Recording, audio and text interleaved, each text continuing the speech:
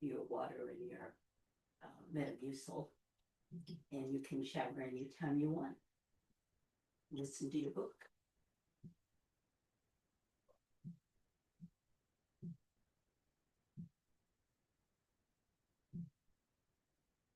Morning, everyone.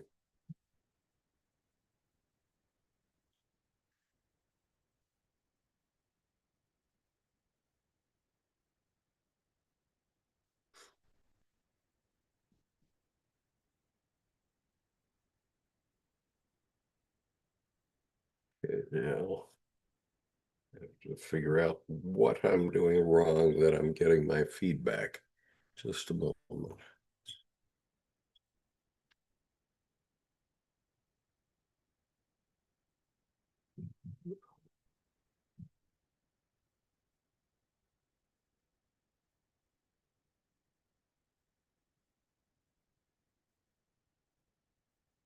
Okay, I think I've got it now.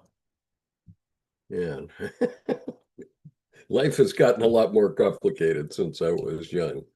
I'm still young, but anyway, today we're reading A Terrible Love of War by James Hillman, and this will be the last reading from this book. So we will be finishing it today, and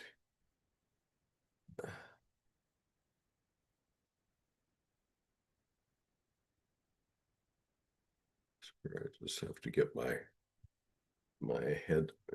workstation under control. Okay.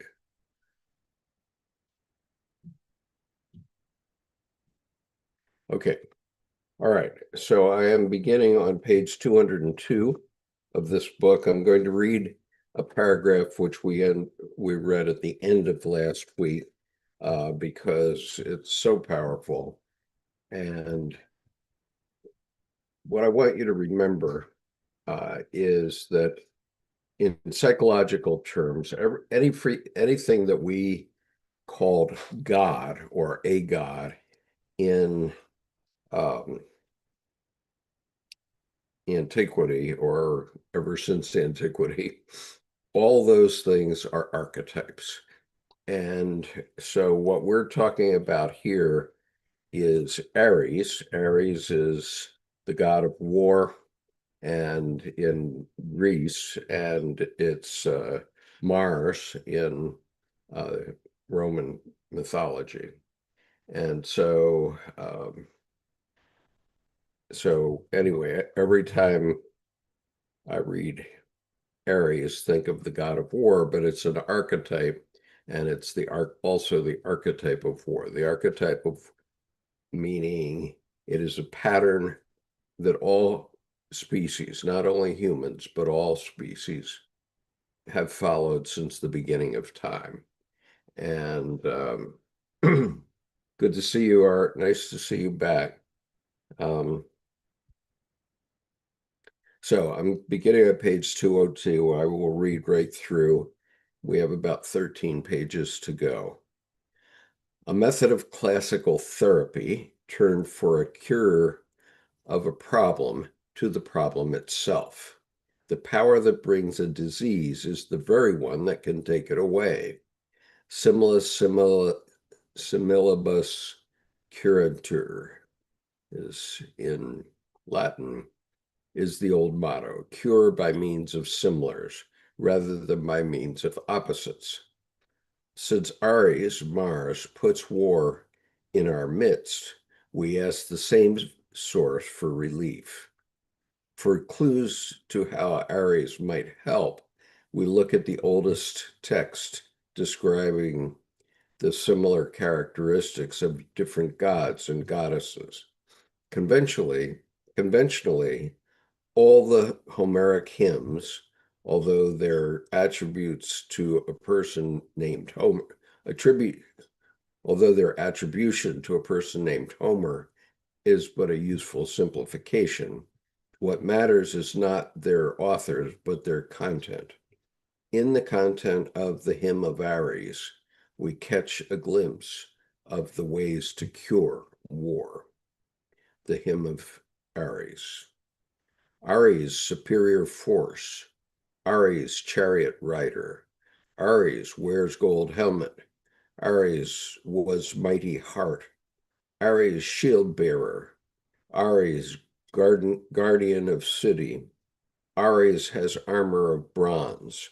Aries has powerful arms. Aries never gets tired. Aries, hard with spear. Aries, rampant of Olympus. Aries, Aries, rampart of Olympus. Aries, father of victory, who herself delights in war. Aries, helper of justice. Aries, overcomes other side. Aries, leader of most just men. Aries, carries staff of manhood. Aries turns his fiery bright cycle among the seven-signed tracks of the ether, with their flaming charges bear him forever over the third orbit. Hear me, helper of mankind, dispenser of youth's sweet courage, beam down from up there your gentle light on our lives and your martial powers, so that I can shake off cruel cowardice from my head and diminish that deceptive rush of my spirit, and restrain that shrill voice of my heart that provokes me to enter the chilling din of battle. You, happy God, give me courage. Let me linger in the safe laws of peace, and thus escape from battles with enemies and the fate of a violent death. Translated by Charles Bohr. Some basic lessons can be gleaned from the hymn, since it directly responds to the wish to escape from battle and violent death. First, honor the phenomenon, even if it be the dreaded god of war. Give praise and thanks to Aries, who is called, without a trace of irony, helper of mankind. As we said at the start of this book, the first psychological step in coming to terms with any phenomenon, no matter how much you may hate it, requires imagination and understanding, some of which is offered by this hymn in its catalog of specifics. So second, understand that what Aries offers, where he helps. He defends the city, civilization itself, as shield bearer on the ramparts. He stands and fights for justice, gives courage, has a mighty heart, is tireless and hard with spear, driving home a point with superior force.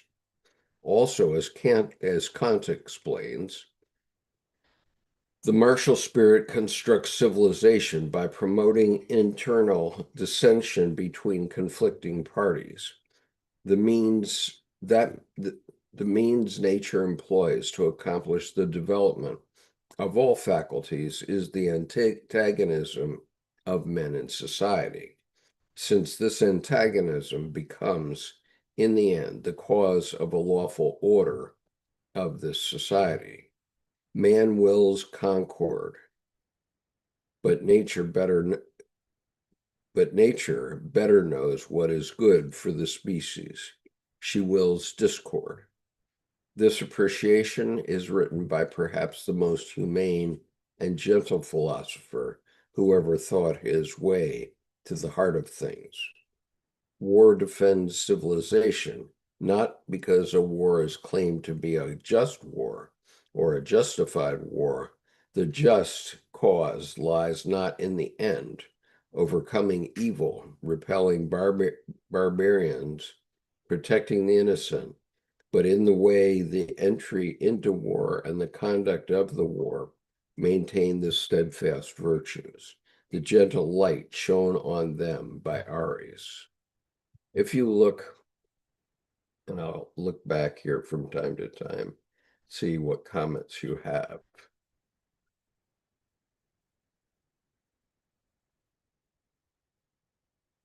So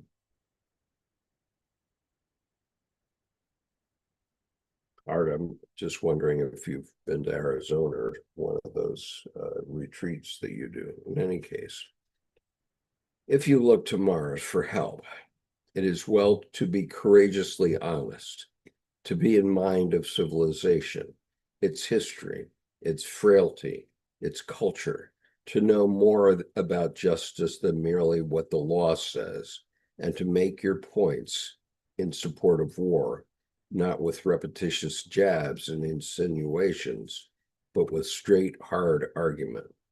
Why not expect those who lead nations to war in the name of helping mankind to read further than the machinations of Machiavelli and Mao, and to study the oracular phrases describing the archetype of war itself as rampart of Olympus, Ares, third, defends the other gods and goddesses. They are not imagined to be enemies, rivals, opposites. His is the archetypal tolerance of polytheism. Each god, each goddess entails another. They are all enfolded together in the great bed of myth, and their tolerance is essential to their natures. When, however, the martial spirit is confined within any single-minded belief, the result is domination, intolerance, and suppression of other ways of being, and we suffer the horror of war from which we seek escape. We can find forth a yet more subtle implication in the Homeric ode. It is to Mars we turn to diminish the deceptive rush into war. Stopping war once it has begun belongs less to his capacity than preventing war from ever starting. The hymn answers the age-old question, how do wars begin? They begin in the shrill voice in the heart of the people, the press, and the leaders who perceive enemies and push for a fight.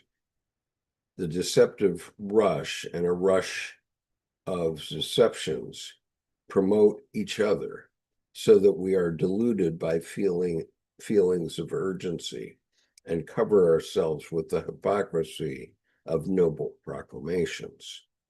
The rush of deceptions was known and mocked during the high side of Christendom, during the high tide of Christendom, by the learned and peaceful Catholic humanist Erasmus, quote, but seek the reasons that drive Christians to take up arms.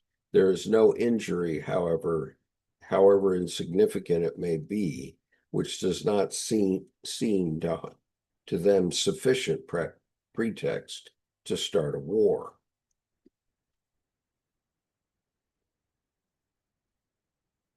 They suppress and hide everything that might maintain peace.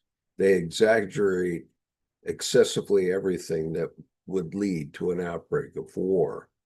These gentlemen invoke the Christian religion and even claim they are extending the empire of Christ by such means. What a cruel monstrosity to believe that one is never of such use to the Christian cause as when destroying from the top to the bottom. After 500 years, Erasmus, this ancestor of therapeutic calling, all the more deserves our ear because he was a passionate, believing Christian who demanded more of his fellow believers than mere belief. As an eminent editor of the New Testament, he brought both a critical and an aesthetic eye. Quote, religion he loved for the sake of letters rather than letters for the sake of religion, unquote. He used knowledge, irony, and a critical mind to keep the soul honest in the midst of hypocrisy, as current then as today. We attacked Christians not by deserting the fold, but by trying to awaken them to themselves. Let's sip some coffee here.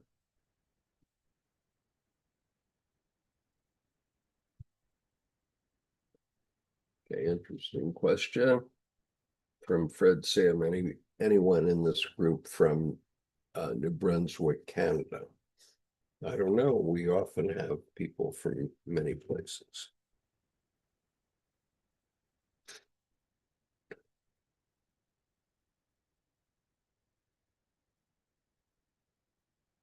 Another translation of the Hymn to Aries by Evelyn White phrases the same lines as "drive away bitter cowardice from my head and crush down the deceitful impulses of my soul." Deceit, cowardice, and the headlong rush to war are all of a piece, an archetypal constellation that we see all too clearly as war is about to begin. No one has the courage to retreat from the brink. Everyone is afraid of appearing cowardly. The fog of war spreads through the mind, stupefying, desensitizing, long before the battles begin. Witness Tuckman's The March of Folly from Troy to Vietnam. Witness Taylor's How Wars Begin.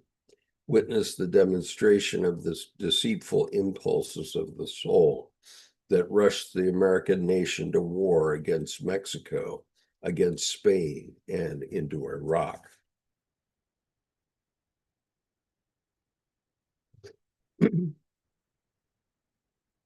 Mark Twain would have nailed the Hawks.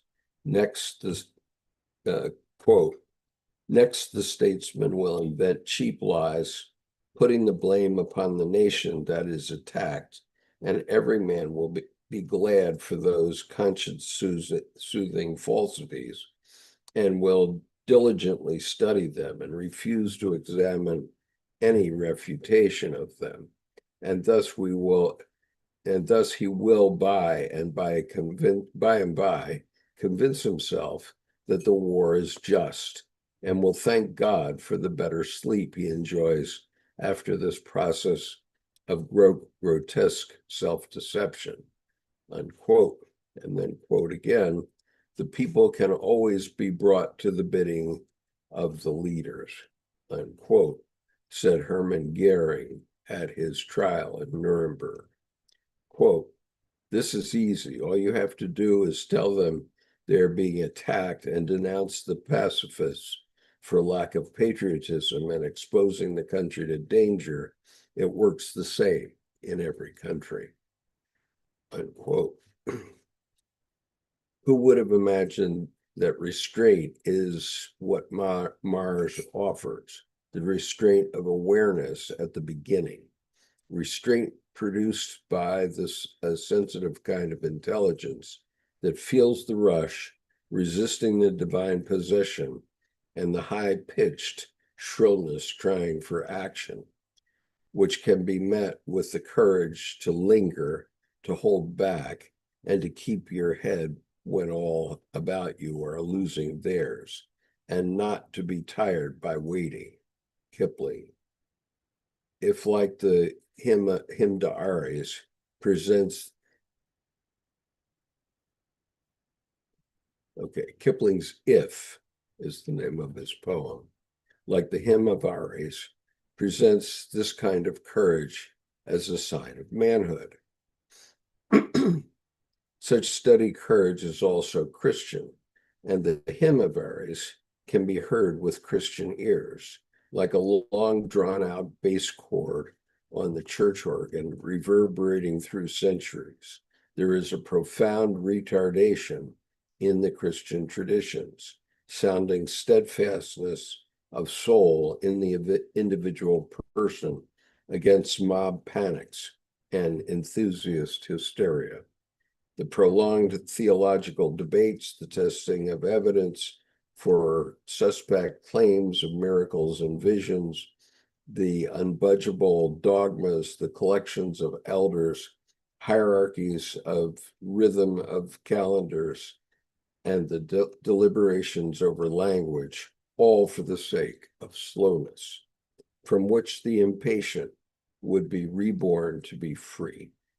The oldness and the weight of institutional religion and the unconscious burden of the fall can gentle the wild horses that want to rush to war. These reins are applied not by reason, but by something in the Christian soul itself, the hesitation of doubt, the scruples of conscience, and the responsibility to the protesting voice of one's demon. Though we cannot stop war, we might at least slow its start. The Himavaris gives clues. The same virtues needed to fight are also the means of restraint.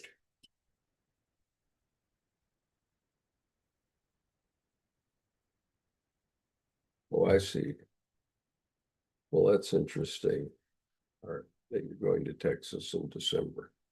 Okay.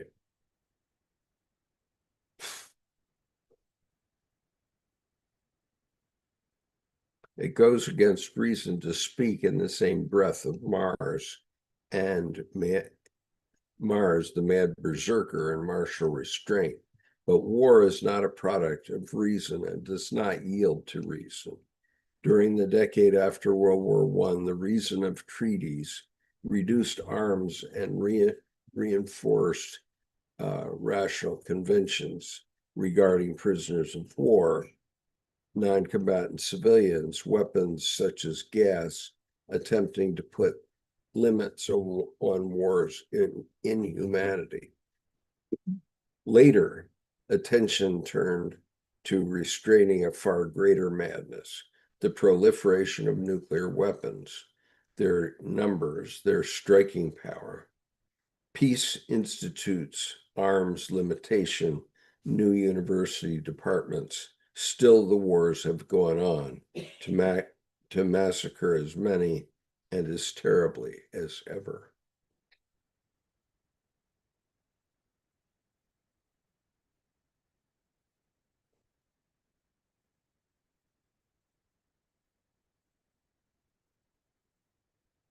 Mars cannot be held by rational agreements. Mars cannot be held by rational agreements in reasonable language. Clausewitz and Eisenhower, as we saw above, both said there is no limit to war's force. It goes on and expands its range and finds ever new objects of enmity. Like the manic syndrome, war eventually exhausts itself. The men in the lines refuse to move out, and the people at home simply get tired of war. But the civilian population cannot be hurried into exhaustion. The Civil War burnings of Shenandoah farms and the wide swaths of ravage in Georgia, and during the early 1940s in Russia and the Ukraine, the firebombing of Hamburg and Dresden and Tokyo, only stiffened civilian resolve. Save for a decisive battle on one's party's collapse, the process of war's unraveling is slow. Accumulated lethargy at home, here and there desertions of troops as they dissolve into civilian camouflage. This is neither surrender to the enemy nor defeat, nor even satisfaction of war's gluttonous appetite for human flesh. Simply the fact that war's ferocious momentum has run down in the sands of time.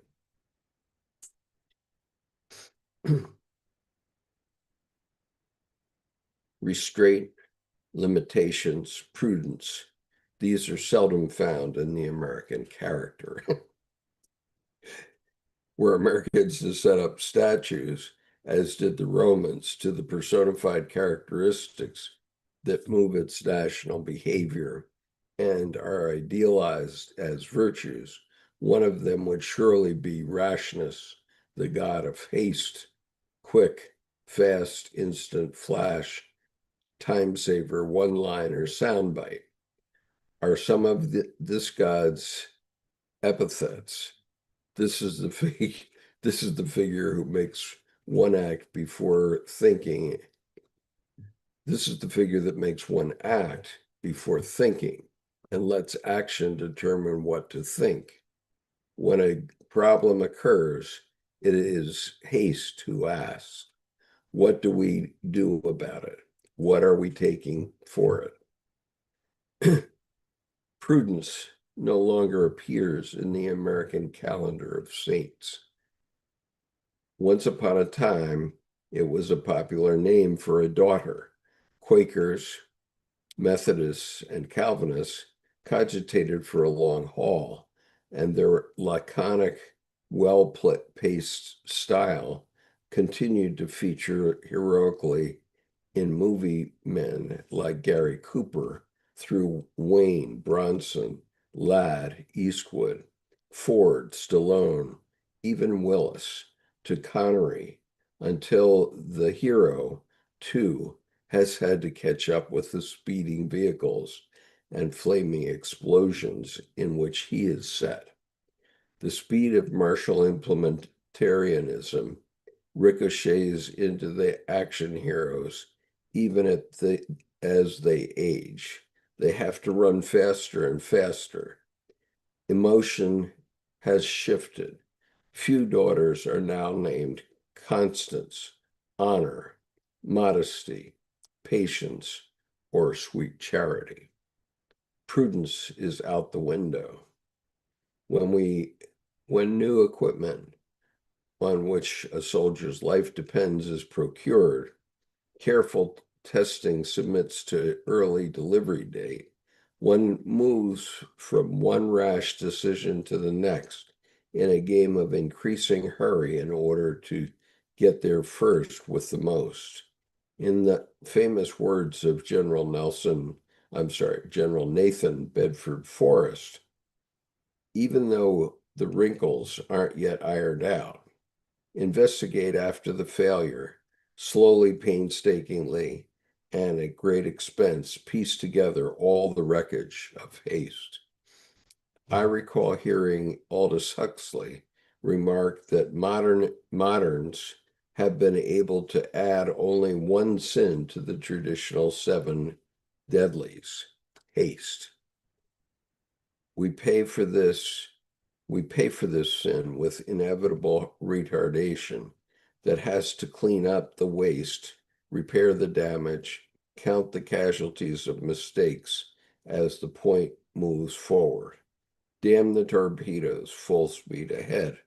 And said Admiral Farragut in Mobile Bay.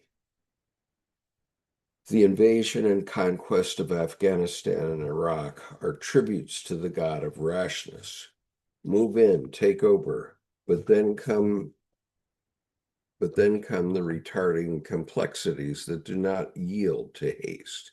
In fact, the war for Iraq began actually when the United States government declared it concluded, for haste with its promise of quick victory had driven from the field by the long festering spirits of revenge, wounded pride, and seething hatred. We may garb the statue of rashness in the robes of boldness. We may garb the statue of rashness in the robes of boldness and point to Patton's amazing speed in pivoting an entire army to win the Battle of the Bulge, the winner of 1944-45. But a quick masterstroke that saves a battle does not serve as a general rule for engaging in a war. Rashness can carry the day and mobilize the patriotic rush to arms, but war plans so rich a field of dragon seeds that days and days and days of death follow in the mopping up. So it is not war that needs to find a cure, but it's haste, that shrill cry in the heart brought on by man's fury. In that same heart, fortunately, there is another voice of restraint, Venus Victress.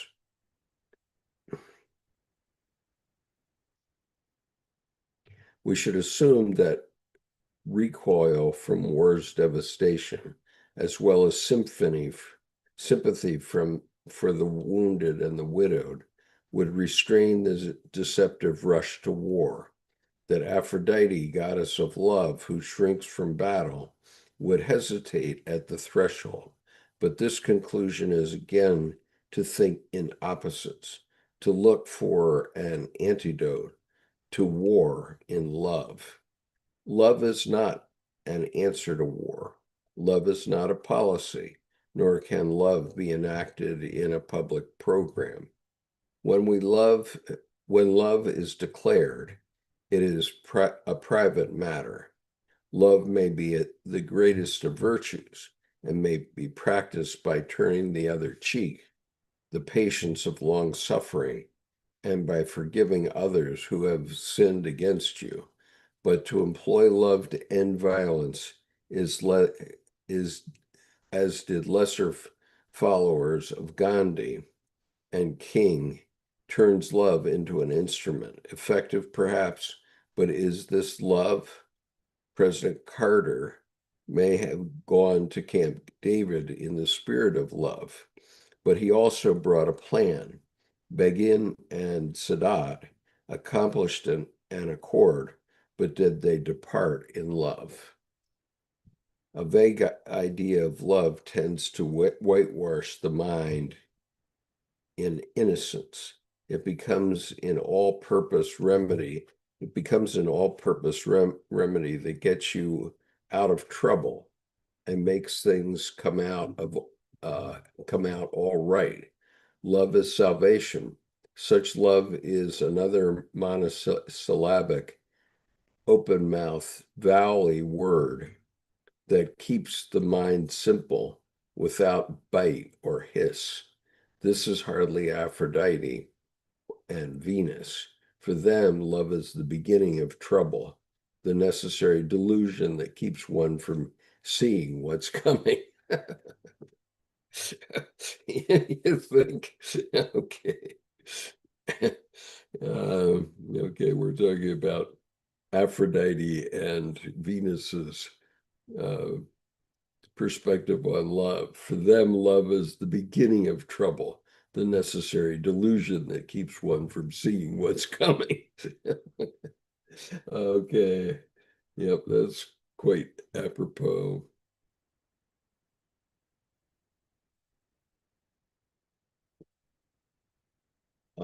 Thus, Hedges' educated and deeply felt book on war fails finally because it ends with the usual Christian paean to love.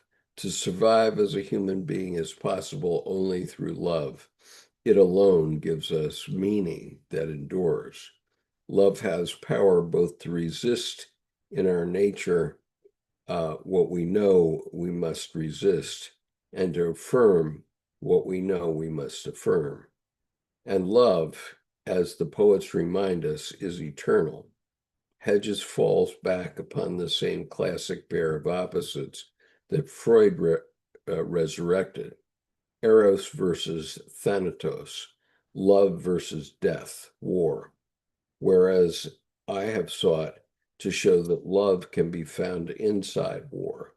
The philia that Shea emphasizes in his educated and deeply felt book, a love of the most profound sort, and also of the ugliest sort, necrophilia, sadism, exuberant murder, morbid prurience. Moreover, I have insisted that war must be embraced by a loving imagination to be understood. Otherwise, we are fighting war in our approach to it, at war within our own constructs, and using love to conquer war. Love in the hands of innocence is just more trouble. Yeah. The retreat to love leaves untouched the important question that each of us as Christians must pose. Why is Christianity, which entered the world as a religion of love and has distinguished itself from otherworldly religions by its message of love in its founder and its apostles, and exemplified in its martyrs and saints, also so martial? Why is it so martial? Its notion of love has not converted the god of war. And in fact, the Christian culture has inspired the greatest long-lasting war machine in any culture anywhere. Does this not demand from our educated Christian minds a sharper examination of Christian love? Instead, Venus Victrix, who brings a passion and a sensate fury hardly different from that of Mars, their coupling presence presents a union of sames, not opposites, which suggests war may be restrained by aesthetic passion, which does not mean merely protection of cathedrals and libraries. Coventry, Louvain, Cologne, Leipzig, Monte Cassino, Bamiyan, Quay were ruined after due decision. No, not the shield of aesthetic value, but the fury of aesthetic engagement. In the previous chapter, Neff's evidence from the 18th century, parentheses, when Orthodox faith was giving way to free thinking, close Baron, suggested that aesthetic passion restrains war. All the arts and sciences and the intimacies of talk, letters, and diaries lived on slowness and its pleasure. I do not mean the lingering indolences of the leisure classes, but the slow aesthetics of workshop, studio, husbandry, garden, and laboratory. Taming haste, but not its passion. Venus Victrix still wants to win and conquer the task at hand. Aesthetic intensity draws Mars onto a parallel path. The old saying, the pen is mightier than the sword, is not true. It's writer's delusion. Ask Lorca or Ovid, Giordano Bruno or Walter Benjamin, or the multitude of murdered intellectuals in the last century alone, from Stalinist Russia to Pol Pot's Cambodia. Yes, that old saying does attempt to make an equivalence, and it recognizes that culture is a martial art, requiring tirelessness, the hard point of the spear into the bowels of Philistinism, and the courage to hold back the temptation to deceive. Not art objects made in response to war, All Quiet on the Western Front, and 1812 Overture, Guernica, not art objects at all, but rather concentration upon their making, natura naturens, as philosophers call nature's process of creating, rather than nature naturata, the made finished product.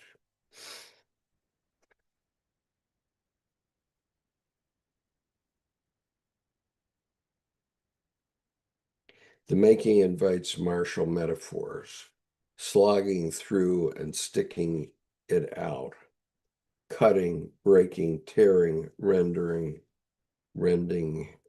suffering, wounds, and defeat.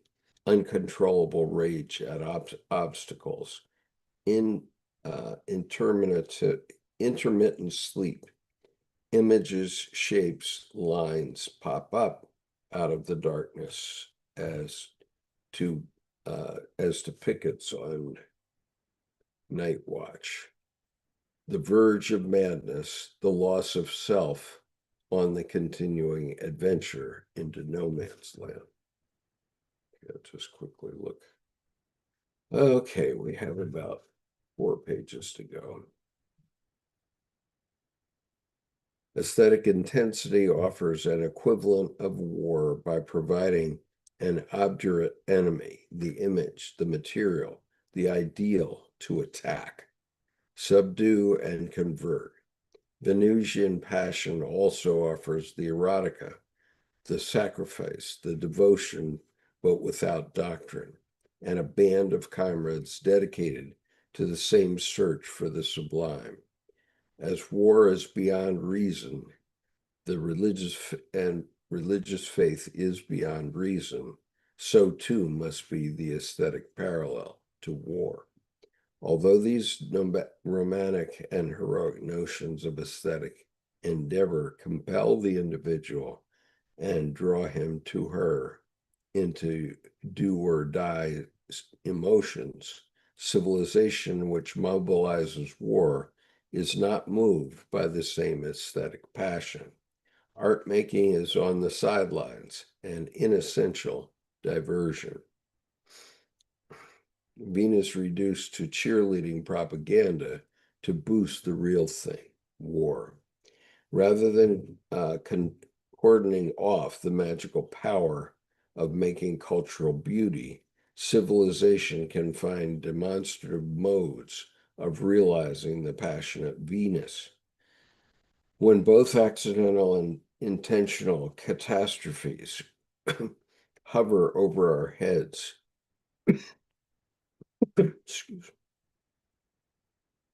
over the planet itself, we must imagine other ways for civilization to normalize martial fury, give valid place to the autonomous inhuman, and open to the sublime. And is civilization so dedicated to repression that it fears an outbreak of culture? Imagine a nation whose first line of defense is each citizen's aesthetic investment in some cultural form. Then civilization's wasteful stress converts into cultural intensity. All the diabolical inventiveness, the intolerant obsession, and the drive to conquer compelled toward culture. Would war lose some of its magic? Culture generates from excesses of imagination, which Mars's narrow focus on its notion of victory completely occludes.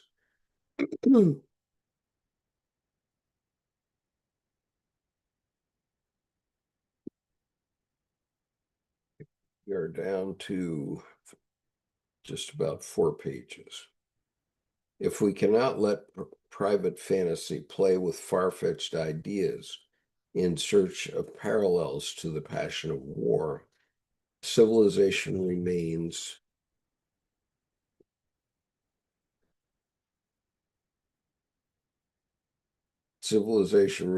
delivered over to the suppressive regularity of the usual, what it worships and as order.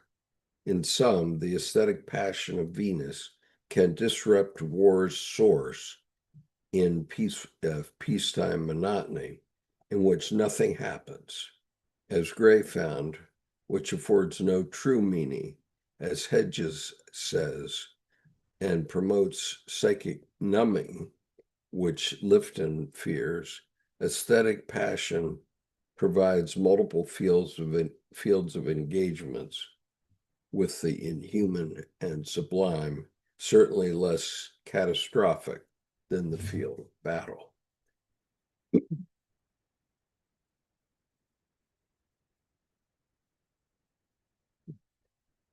New section.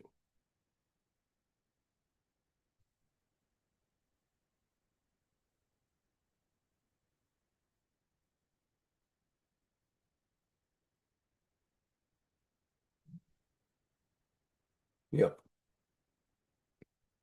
Anthony correctly points out that Krishna encourages Arjuna to destroy the disreputable cousins as his dharma, as his obligation. This is true, and Krishna also told Arjuna, I will give you more cousins. That's hold comfort, I think.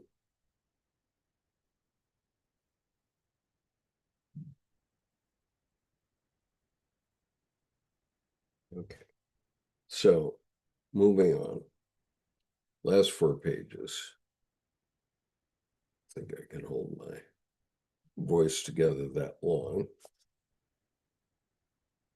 There's no practical solution to war, because war is not a problem for the practical mind, which is more suited to the conduct of war than to its obviation or conclusion. War belongs to our souls as an archetypal truth of the cosmos. It is a human accomplishment and as inhuman horror, and a love that no other love has been able to overcome. To this terrible truth we may awaken, and in awakening give all our passionate intensity to subverting war's enactment, encouraged by the courage of culture, even in dark ages, to withstand war and yet sing. We may understand it better, delay it longer, and work to wean war from its support in hypocritical religion, but war itself shall remain until the gods themselves go away. And remember, I said at the beginning of this, in terms of Jungian thought, when you're saying gods, you're referring to an archetypal aspect of the universe, which are archetypes that play out through all species, not only human beings. This last chapter has been contending that religion does not want war to stop, nor does belief want a psychological awakening.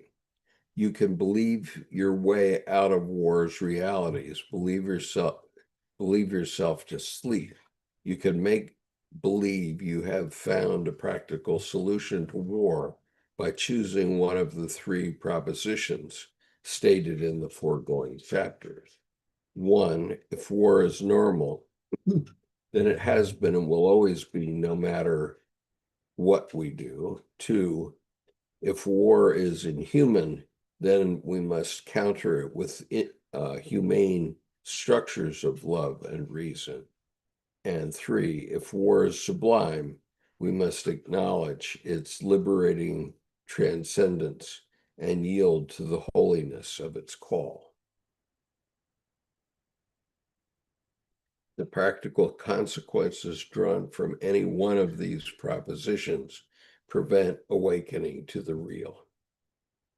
The real, the truth of war, is the insoluble perplexity presented by all these challenges together, obliging the mind to engross itself in war as such, to imagine and understand philosophically, psychologically, theologically, to streamline the theories of war by artificially eliminating contradictions, is dysfunctional, unrealistic, and counterproductive, concludes Handel at the end of his exhaustive study of Sun Tzu and Clausewitz.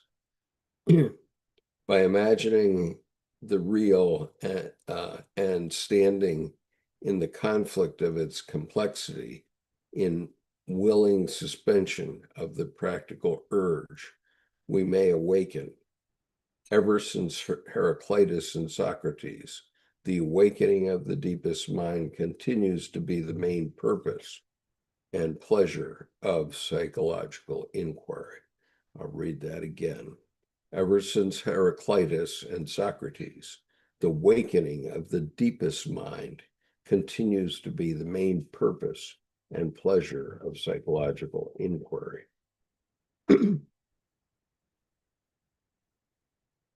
Psychological inquiry makes peculiar demands. The validity of its understanding depends on the exposition of the case and on the exposure of the inquirer.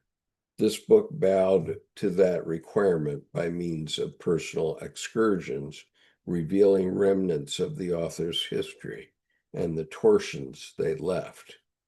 The movement back into the shrewd, the movement back into the skewed subjectivity behind the eye of the objective observer is an interiorization of awareness, a method discovered by Freud in personal psychoanalysis, and since extended to cultural analysis by postmodern criticism.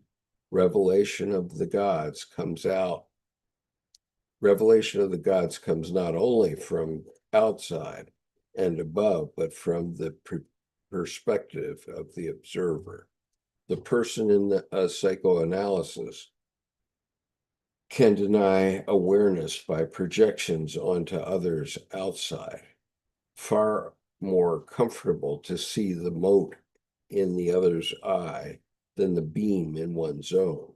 Luke 6:41. Similarly, an entire culture can prefer blindness to itself, allowing it to rest assured in its worldview. The more clearly it sees and judges and confirms its judgments by what it sees in other peoples and in religions, the more is exterior to itself and asleep. The comfort of sleep, cushioned by the teddy bear of innocence, is precisely what war awakens us from and to awakens us from and to. So this book has tried to emulate the God of War's startle and shout.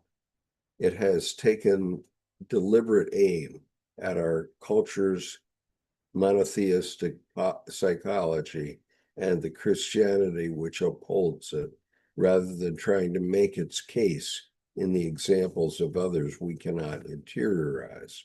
For in generalities about all wars everywhere and of every kind, other wars with other named gods among other peoples are no less terrible, but ours are ours. Our book of war cannot deny its own context, the religious context, which is interior to both the culture and to the author. Okay. This is where my eyes stop focusing.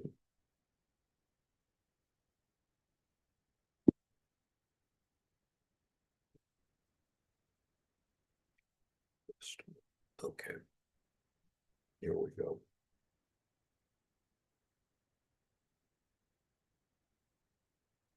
I have tried to expose the unacknowledged force of Ares, Mars, within Christianity ever since its origins.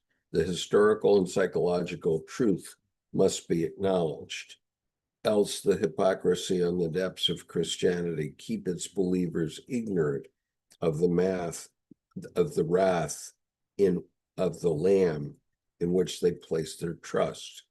Only a contrite awakening to Christianity's hypocrisy in regard to peace and war could release a new dispensation, a new reformation to hide monotheistic religion of its roots in war.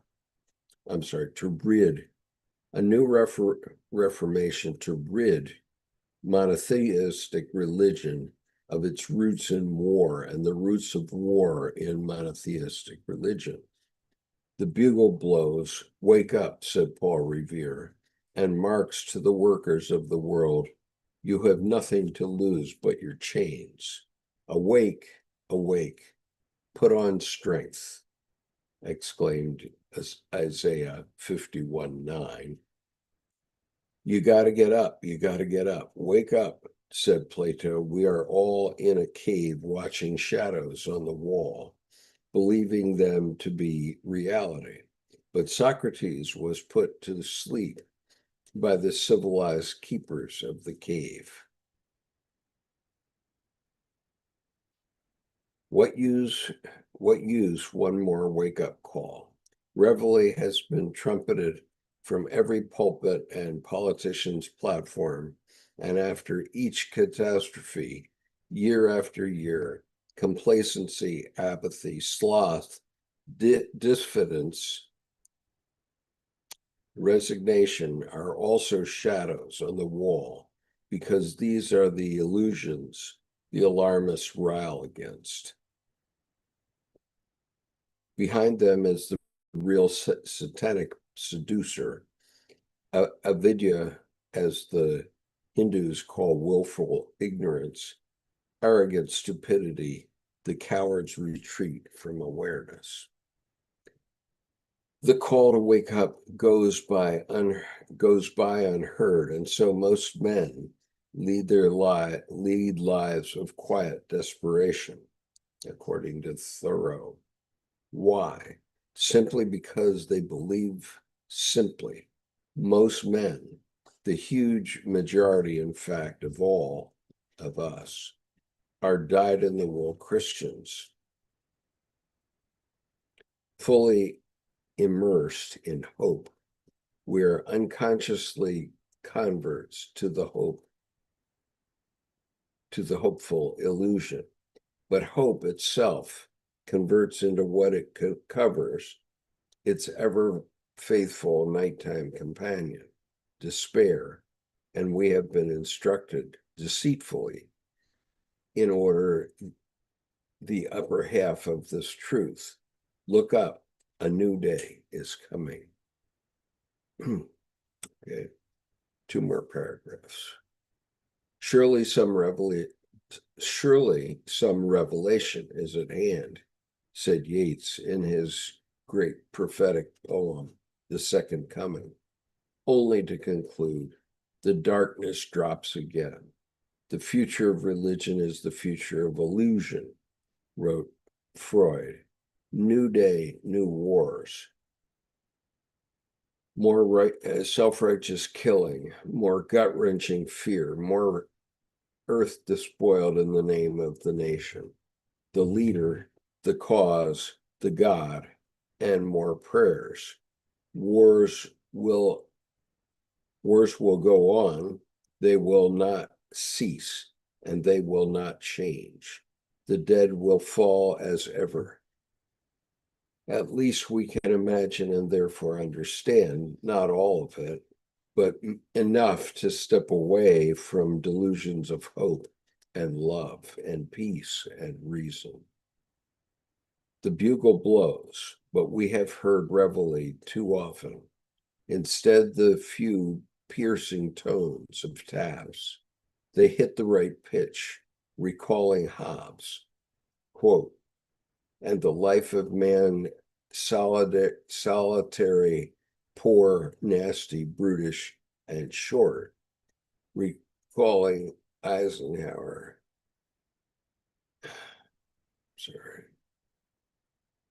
Recalling Arnold, quote, and we are here as on a darkling plain where ignorant armies clash by night.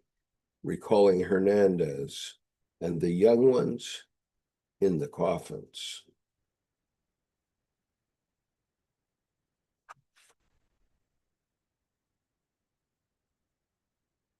Okay, that is it. We don't escape from war.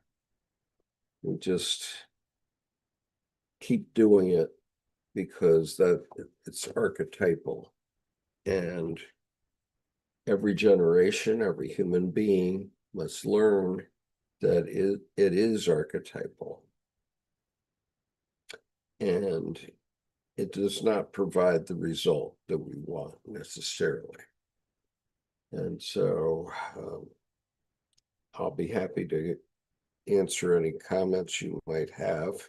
As you can see, what often happens to me is if I just read a long passage like that, I tend to hypnotize myself. So I need somebody on the chat or somewhere who's going to interact with me. Otherwise, I'll call today to a halt. And I do not know what we will be doing in the future. What I do know is that today we've been reading A Terrible Love of War by James Hillman, and I've finished it today. So if you go back to the earlier videos of this reading, you can hear the whole thing. Okay, I guess everybody's sort of stunned by it. I'm not sure I have loved reading this, and I'm not sure that my audience has loved hearing it because my audience recently has been much lower than normal. I will say that I have a new book that contains the interviews of Carl Jung at the end of his life, which were put together in the book called Memories, Dreams, Reflections. The unfortunate thing for all of us who study Jung and his life is that Memories, Dreams, Reflections, we refer to it as MDR, was only about 40% of the interviews that were taken. And as Jung himself said, his interviews or his comments were antified, meaning they were made acceptable to your maiden aunt.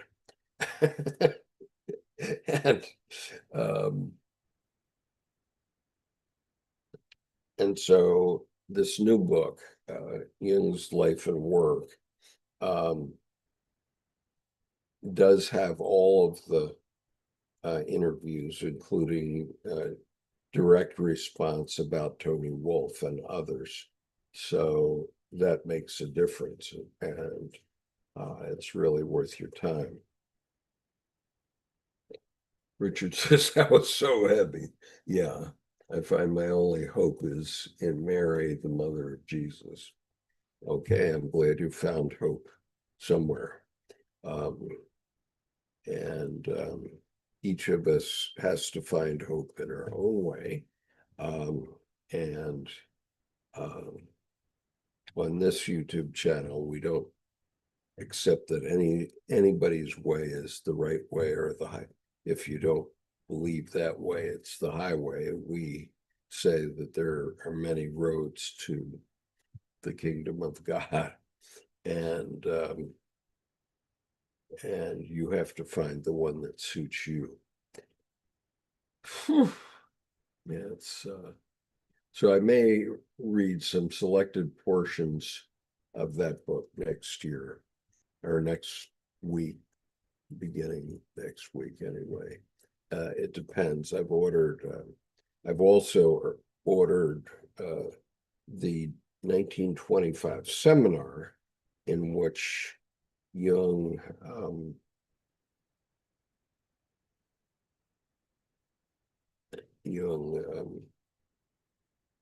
gives kind of an overview of his psychology about 10 years after he completed the Red Book, or completed the basic visions of the Red Book.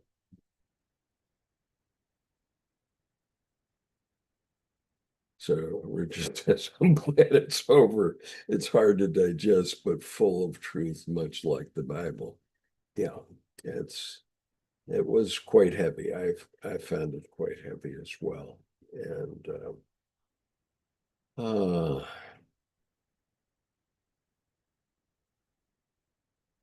anyway, we will find something more lighter and more direct in the future. Keep in mind that James Hillman was the dean of the original Carl Jung Institute in Zurich. And as such, he was steeped in this stuff from the beginning of his life. And as a matter of fact, if you haven't read it, I highly recommend at least the audio book of the biography of James Hillman by Richard Russell. I think that's his first name, but anyway, it's by Russell. And it's a 3-volume work, and very profound. And you really understand the depths of this man, James Hillman, who did a lot in his lifetime. And so anyway, I will second Richard's comments, very true. And I'm going to conclude for today.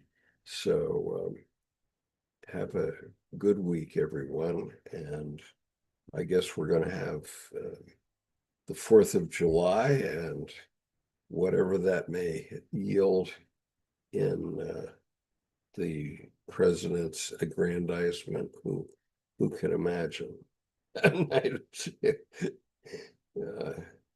Stuff comes out of that mind that I could never have imagined, but nonetheless, it's there.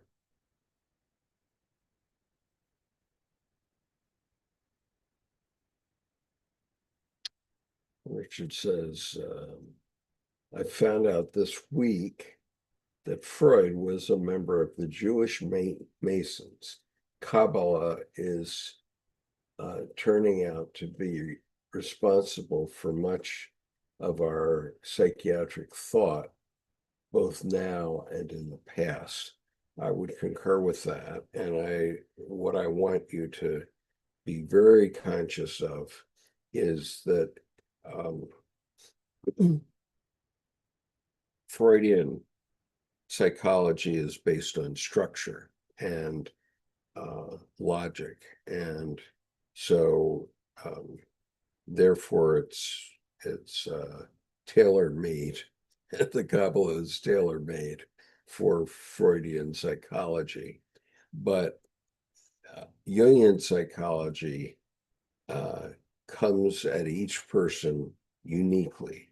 It says there are no set ways to do it. So if you go to somebody who has a cookie cutter approach to psychology or psychiatry,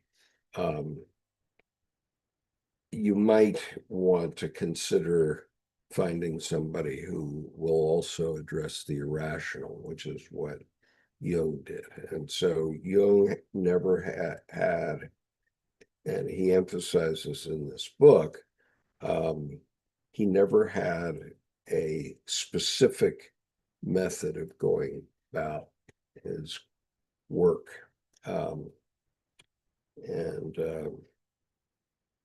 One of the things that is in the book in an appendix is a series of comments about his practice of psychotherapy. And one of the things he emphasizes there, which I may read, which is section 9 in the appendix, is that every case came to him uniquely, and he applied no preconceived ideas about what would help the individual where they were having a difficulty, a psychological or psychiatric difficulty. He came with no preconceived ideas, and as a result of that fact, he was able to help a lot of people. And please note the dictum of this book, which is that the way to address a psychological problem can be by going back into the problem and letting it cure its own issue. And that's not easy. That's why one usually needs a professional analyst or someone to help you do that. But in general, what Jung said, and which I gleaned from this years ago, is that no neurosis is ever resolved. No neurosis is ever resolved.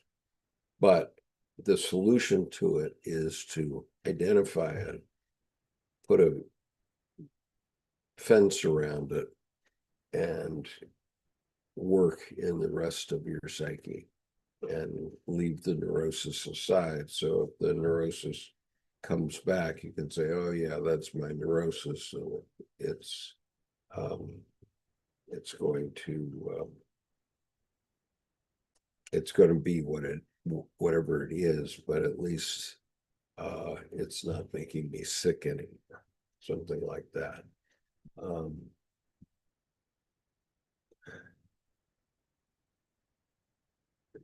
Okay, Richard says Freud was an atheist but believed in mysticism. So strange to me. It's my mystical experiences that brought me to Christianity. Well, surely for people from the Western world, because Christianity is imbued within our culture, whether we like it or not, it's there. And one of the things in Jung's book is that is the mystery. There is a mystery, and there always has been a mystery. There always will be a mystery, and so how to deal with that is significant. Now, one of the things he talks about is Salome. I may read this segment next week, but in the Salome section, of course, Salome was the young woman who was the incestuous daughter of Herod, and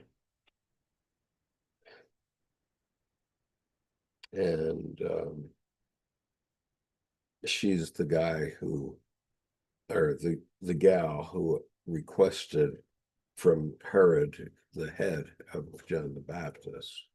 And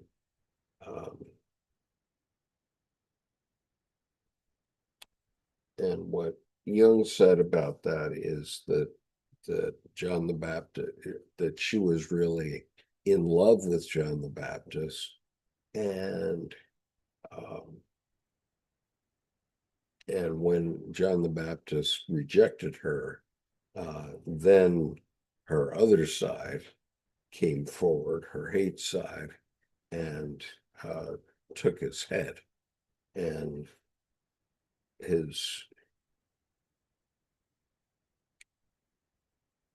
so Jung says that Herod, or I'm sorry, John the Baptist should have returned Salome's love. This is before the fatal dance, of course, that he should have found a way to return her love, and then he wouldn't have lost his head. And he doesn't mean by that having sex with her or any any other such thing. It means to appreciate the fact that she did love him, and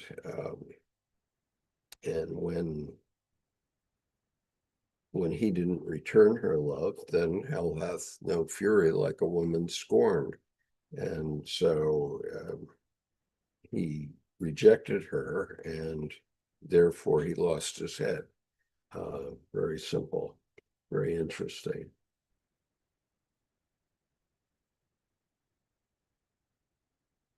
And Richard says, I've never paid any attention to anything Freudian before. Thanks for the heads up.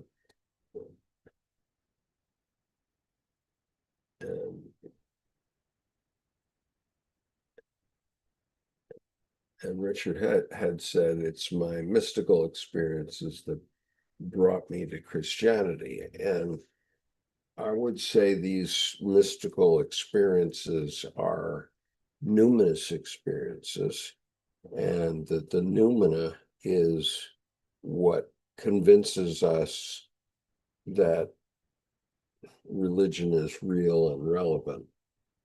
Anthony says, did Freud study a case of possession? I seem to remember a book of his writing on parapsychology. He may have done. I'm sorry, I just am not well versed on Freud's overall oeuvre, so I can't answer that.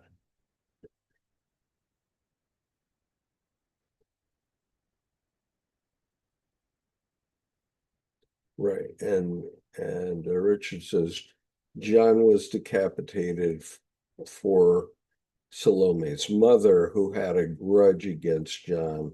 In the it is the biblical standpoint.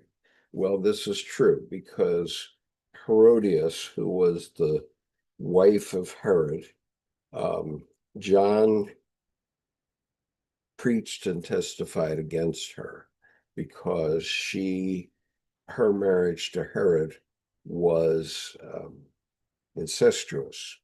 And so John the Baptist had questioned the mother's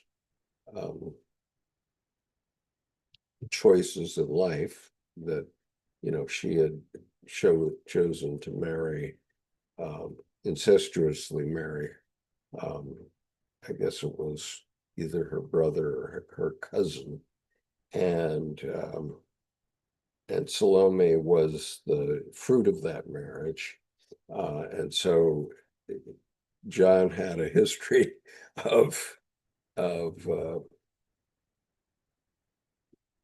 offending the women of that family, and therefore he lost his head. And the gist of the story that I'm talking about is not biblical. It does not appear in the Bible per se. What Richard said is what is in the Bible, but what Jung says is that there was a sect in Switzerland several hundred years ago who observed that there was a conflict actually between Christ and John the Baptist, and in the end,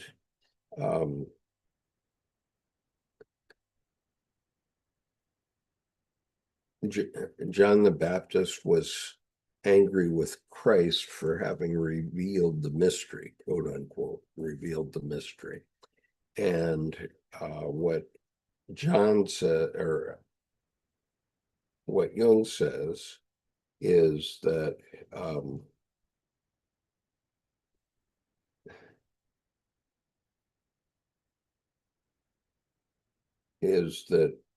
in Freemasonry, it's John the Baptist that takes precedence over Jesus, and ultimately John the Baptist is revered at the highest levels in Freemasonry. Now, I'm not a Mason, and so I don't know, and I only can report what Jung said, and um, and the point is that in Freemasonry, one learns secrets that one must always keep. And so they don't necessarily tell laymen like me what their beliefs are uh, and what their approach is. So I'm reliant on Jung's interpretation of this. But what he said is that Jung is that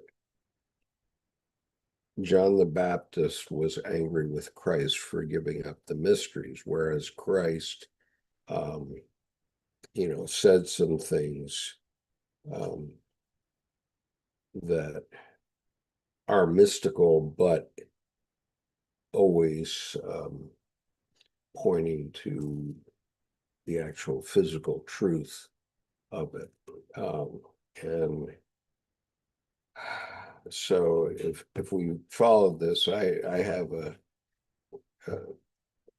sort of an argument with one of my daughters who had when she was 15, so this is a long while back, more than 30 years ago.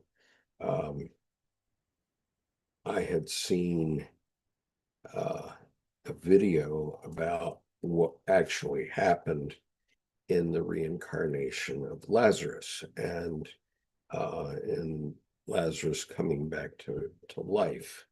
And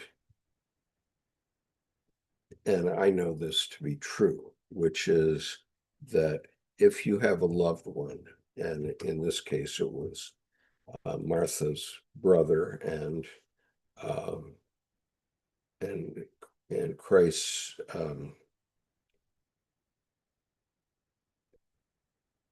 and Christ's good friend, but Christ pointed out that after someone dies, nothing changes in terms of one's relationship to that person, and they still live in your heart. And I know this to be true because of the death of my parents and my brother, that nothing changes in your relationship to those people, except that you cannot have further physical experience with them.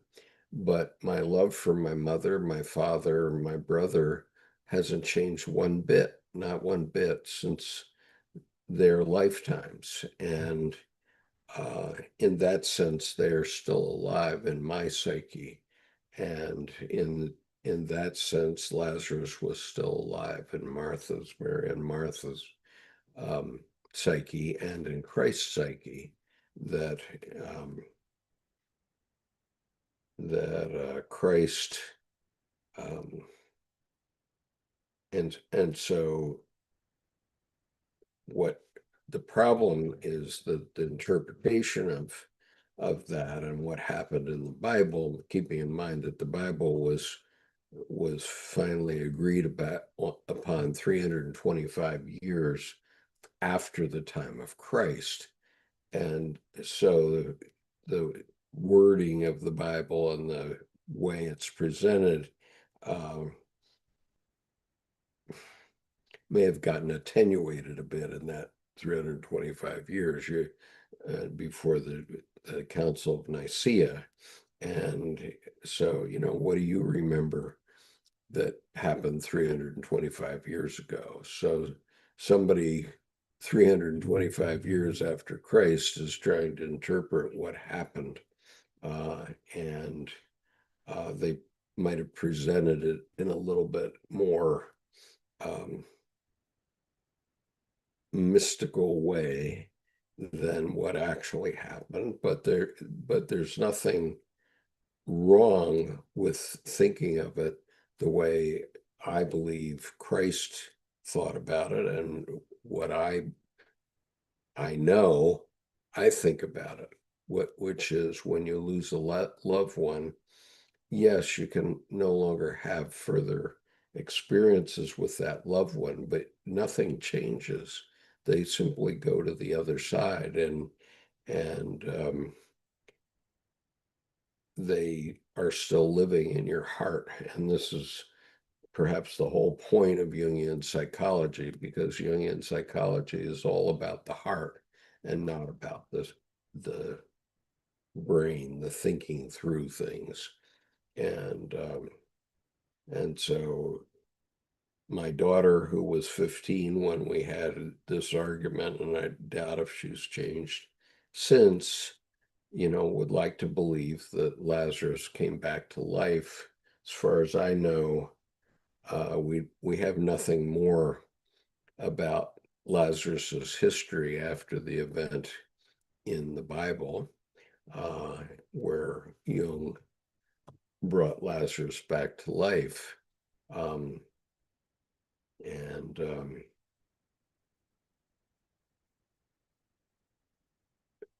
but that doesn't change the fact that Jesus made the grief of the two women go away, uh, and and he pointed out that Lazarus's love and their love for Lazarus was unchanged. I think that's the way I'm trying to portray it. Okay, now I probably offended someone here, so let me look at the thing. Uh,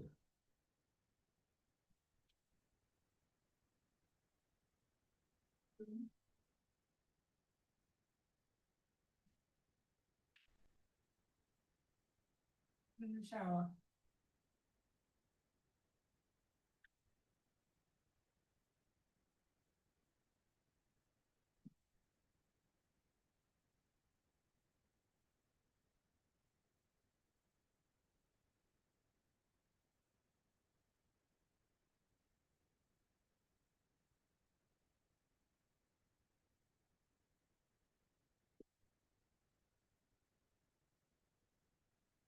Richard greets Art Patterson, our friend who doesn't appear physically here, but we love him dearly.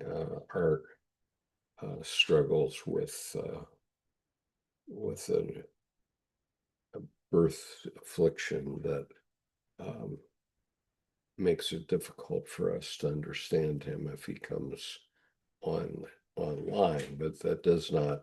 His art is probably the most loyal member um, of this YouTube channel. He's been here since the beginning with me, and I hold him in the highest esteem, and his thinking. There's nothing wrong with Art's thinking, that's for sure. And as he's shown me in numerous email exchanges that we've had over the years, and in what he occasionally contributes here.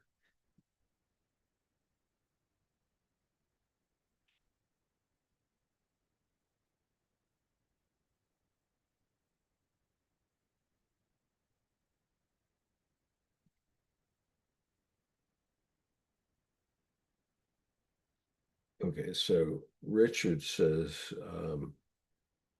what I said was arguably true. I think he's talking about the number of years between the time the Bible was created and the Council of Nicaea. He says, but Paul's epistles were from his lifetime. The epistles make up roughly half the Gospels. Um, and Anthony says, I guess Lazarus had his 15 minutes of fame. Well, it's a heck of a lot more than 15 minutes, I think. But as for the epistles, I can't say. I don't know what documentation was where, how many times it had been copied, or any other such thing. I know that people were referring back to the time of Christ during this whole 325-year period. And the purpose of the Council of Nicaea was to finally agree to what should be in the Bible and what shouldn't be in the Bible, as a final document. Whether it's final or not is an open question, but in any case, the gist of the Bible, as we know it today, it was agreed upon in 325, and it was agreed upon in the Council of Nicaea, which was in the Eastern Christianity, not in Rome, not in Roman Christianity. And so what books people had, what scrolls they had, how they referred to them, boy, I don't have any clue. And I don't want to do that part of research. It doesn't support me in my work in life to go back and worry about how it was put together. I know that today the Bible, so-called, is in its many versions, and there are many versions and many languages in which the Bible appears, is there are lots of nuances and differences, and there are lots of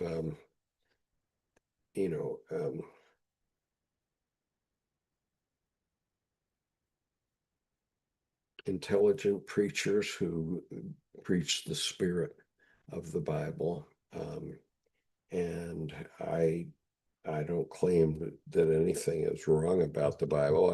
Because I don't know, but I think what Jung was referring to in his interview with Agnella Jaffe toward the end of his life was he was referring to the fact that there were other documents that had found their way to Switzerland by the 16th century, and they were the basis upon which the sculpture was created that was in this particular church in Switzerland, where in one hand the angel has a platter with John's head on it.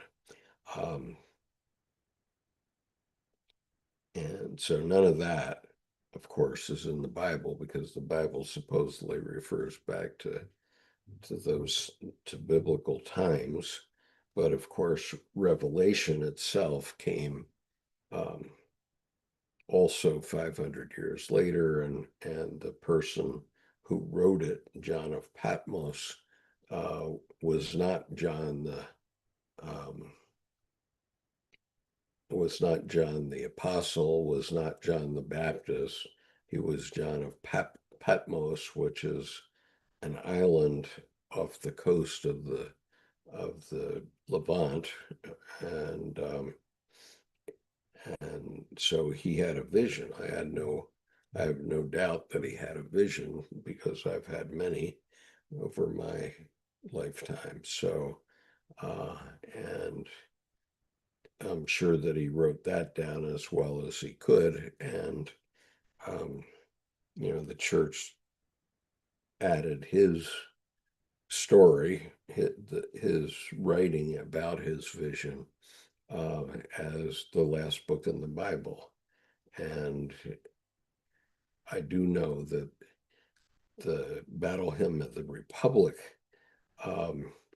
is based on the last 22 verses of the Bible, which were written by John of Patmos, and not a scholar from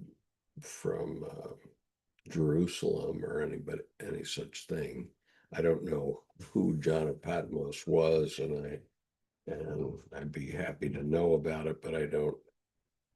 I don't. I just know that he's not one of the apostles, and he's not John the Baptist. Um,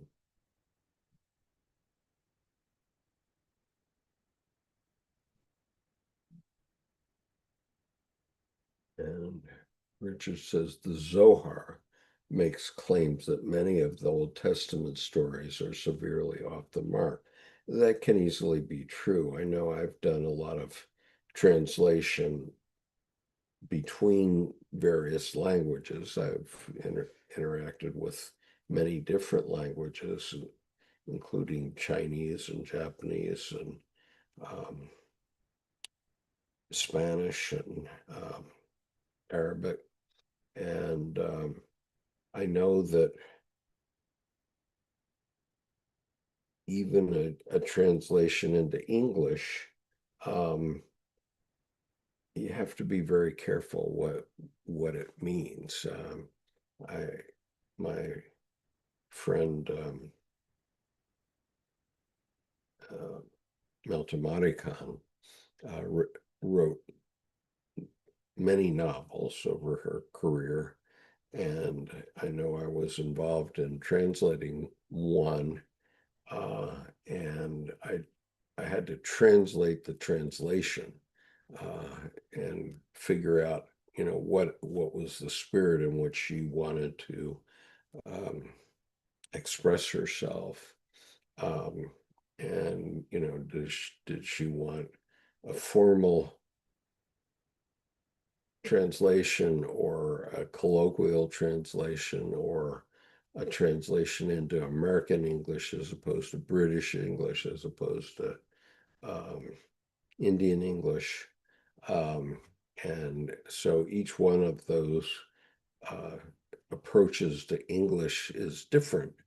And and I was working with a translation that she had done by a Turkish doctor, so he was not a native speaker of he was not a native speaker of English, and it's natural that in reading his translation, I found plenty of things that I needed to change so that it would express what the author had in mind.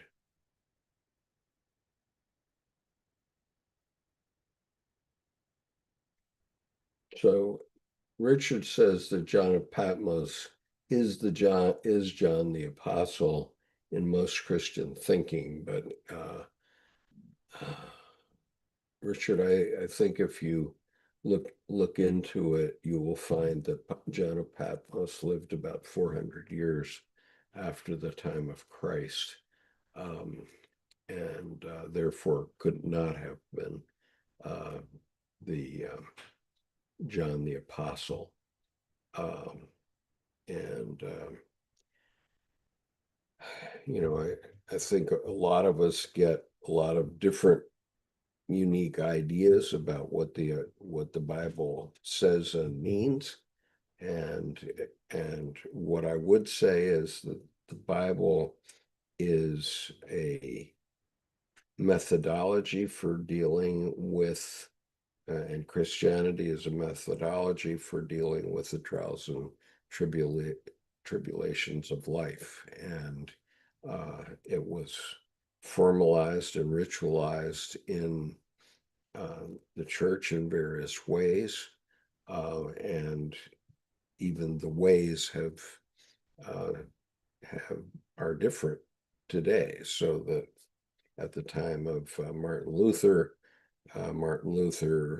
objected to the ways that the Catholic Church was presenting the Bible in the time of Christ, and we had this tremendous split, and uh, the rest of us who are non Catholics went a different way. But then there's a split, and there's a split, and then there's a split. And the problem is that as soon as you have a split, then you have an argument about which side is correct. And so right now, I think that there are at least 400, as I understand it, 400 uh, different Protestant denominations and 5 Catholic denominations. I don't know all of them, but um, there's the Christianity of Alexandria in Egypt that is one, and then there's uh, the Greek Orthodox, the Russian Orthodox, um, and obviously Roman Catholic, and I think that there's one other, if I recall. I don't know which one, but um, you know, which is right. It doesn't matter which is right. They're all right because they all provide um, a path, a path to solace, and a path to happiness, and a path to dealing with grief, and dealing with the grief of losing one's daughter to a new family when they get married, and a path to dealing with the grief of death, and so on. All those things are in all religions. And however your particular upbringing says is the right way to do it, is the right way for you. Um, and if it's not satisfying you, as Christianity gave up satisfying me completely, I don't know when I would have been satisfied with it entirely, but maybe I was pretty okay when I was confirmed and uh, was living in Japan in high school. But by the time I became an adult, it wasn't really satisfying me well. And and there was a mystery, but it was a mystery that I could not find a solution to, and had to find my solution in a different way. um,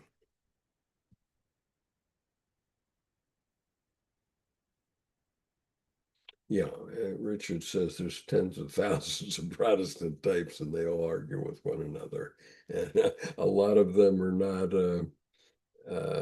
not ordained or you know given proper authority from the church.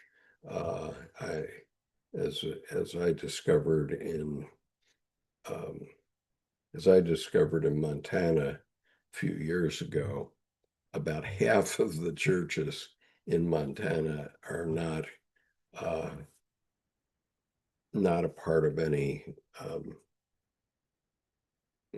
organized religion, in the sense that their pastors are um, not ordained, or not properly ordained as those, whatever it is. Let's say they're it's Lutheran. Um, in the Lutheran Church, you would get ordination through divinity school, blah, blah, blah.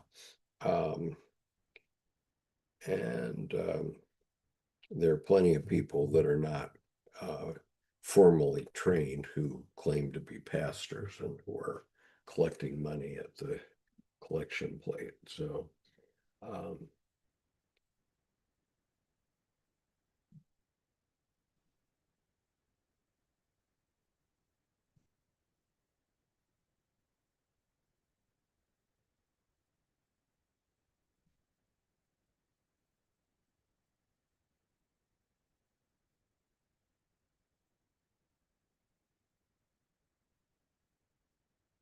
okay, so as you see, Richard is saying the timing of John of Patmos is debatable, and you know, it's not debatable by me because I have no idea.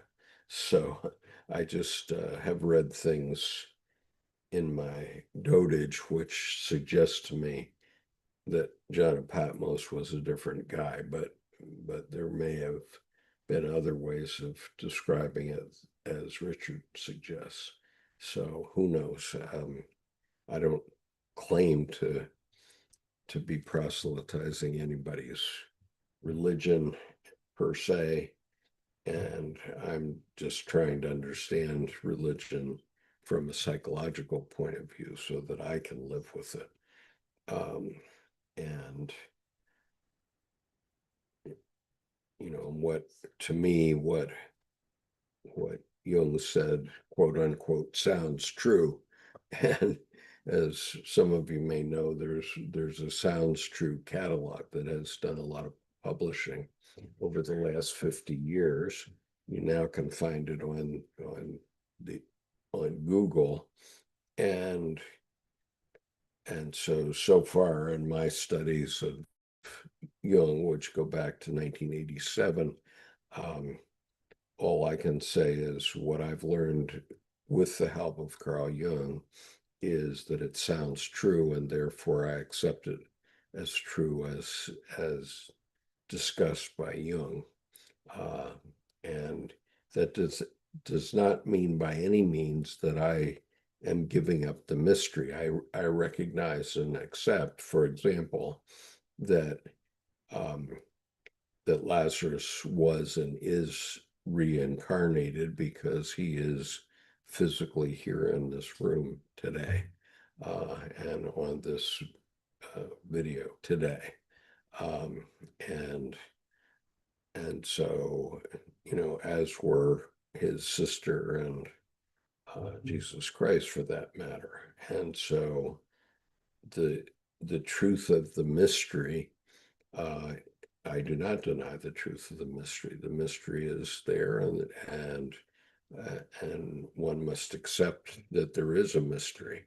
But by the same token, we must accept that there is a mystery in all religion, regardless of whether it's Christianity or not. Um,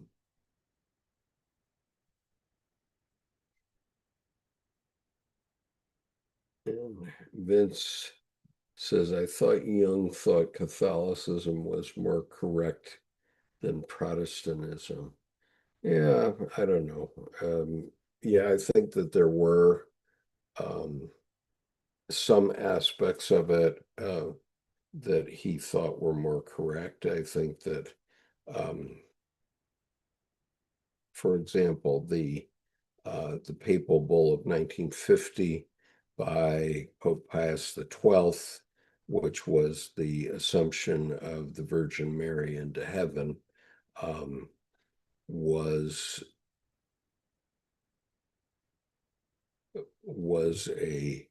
which Jung thought was the most important religious event in 500 years at the time that he wrote Answer to Job. And so, yes, I think that that's important, and we see it's important playing out in the women's rights movements and in all kinds of things in our politics today, where human beings are thinking of the relationship between men and women quite differently from the way they were thought about in the Middle East 2,100 years ago. And so, in that sense, Jung thought the thinking of the Catholic Church made a lot of sense, but keep in mind that in Answer to Job, he also said that the Catholic Church finally got around to letting the Virgin Mary enter heaven after its parishioners had been praying Hail Mary, full of grace for about 1,000 years. And so it was only in 1950 that the church got around to recognizing that fact. And um, and so, you know, that's the way it is. Um,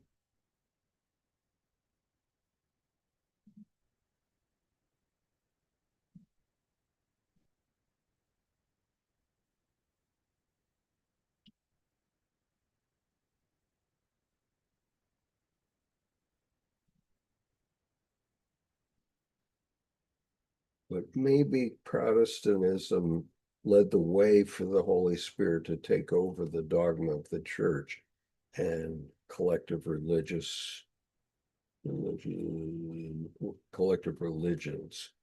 The church is living and the symbols are living. Yes, I agree with that. The symbols are living. And remember that Jung's um, primary book at the end of his life, which he only wrote a quarter of it, Man and His Symbols, emphasizes this fact that symbols um, guide us when there's a conflict um, in your own psyche over any topic, whatever it is, you have a conflict, uh, and perhaps with someone else, and or you have dreams about a conflict. Um, what Jung said is the psyche, which is the mysterious part, of course, but the psyche will present a symbol as a solution. And I agree with that absolutely. Um, and so the existence of the church and the symbols of the church are living symbols. They're living symbols of uh, the spirit of Jesus Christ, no doubt about it. But so are the stupas of India, living symbols of Gautama Buddha and so on. And the Quran is a living symbol of the prophet, peace be upon him. So, um, the symbols are quite important.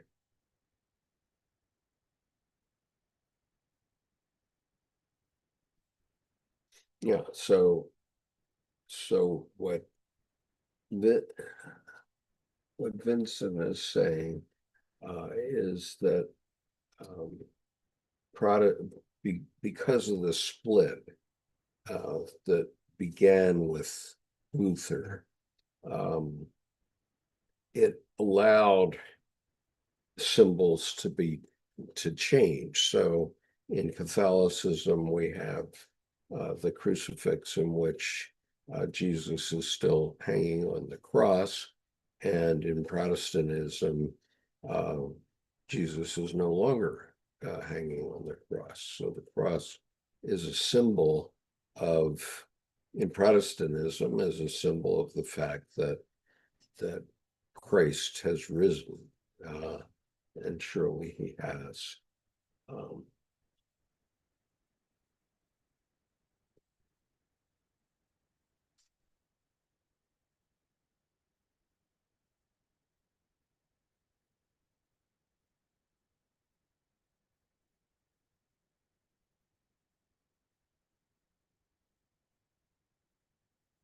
Well, Richard, I think that's sort of over the top to suggest that Protestants have no rituals. Protestants have rituals aplenty. And you haven't been in a Protestant church lately, um, because they have all kinds of symbols and rituals um, that, you know, date back to Catholicism and its origins. Um,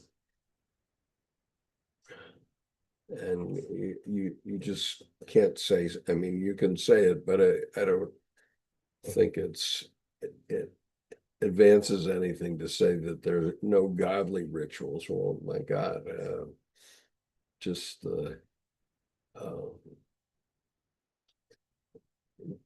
just the cross itself is a godly ritual of having one, wearing one, whatever, what have you.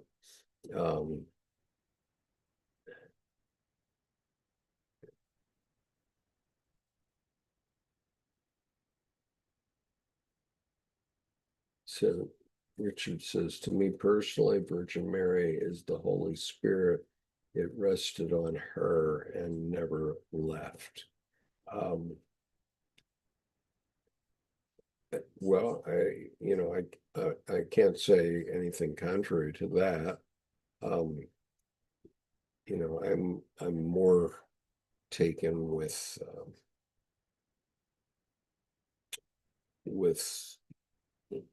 my friend Tim Holmes's perception that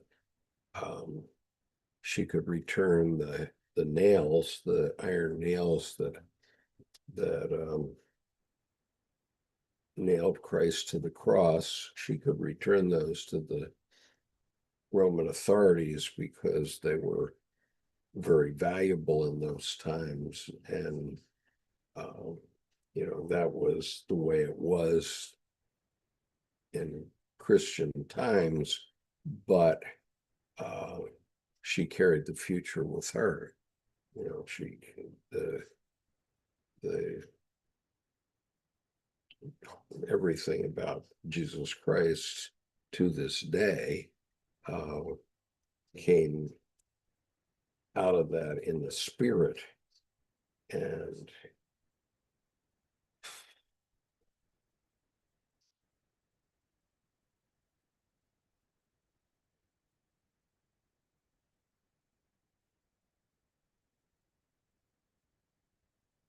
so Richard says he's had visions that Mary is the Mona Lisa. And I know that sounds dumb, but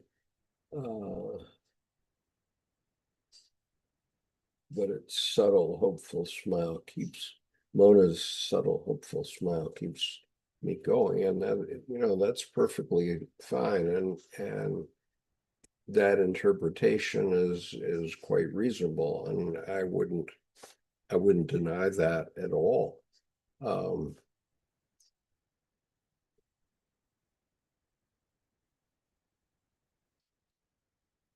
So Richard says evangelicals don't have any rituals, and technically they identify as Protestants. Well, I think we have to define what a evangelical is. And I haven't looked into their belief system in any detailed way, so I'm just not going to comment on it other than that.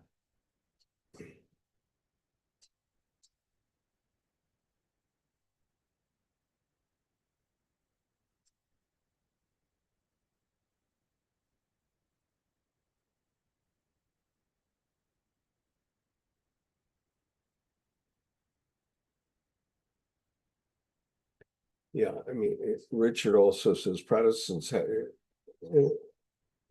saying Protestants have no rituals. He says that people spray into ritualistic behavior trying to fill up the void. Well, I don't say that people stray into ritualistic behavior because I'm very close to a Buddhist, as you know, in the form of my wife, and I don't think she strayed. I think that she found Buddhism supported her, what she needs in life, better than Christianity ever did. And so I think that, when we start talking about people straying, I think that's a little bit over the top, Richard, because, they may find that some other perspective or some other way of going at it, at the same issues, remember the same issues,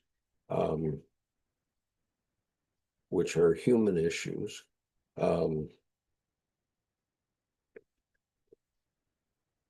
They get dealt with in different ways, let's say, and I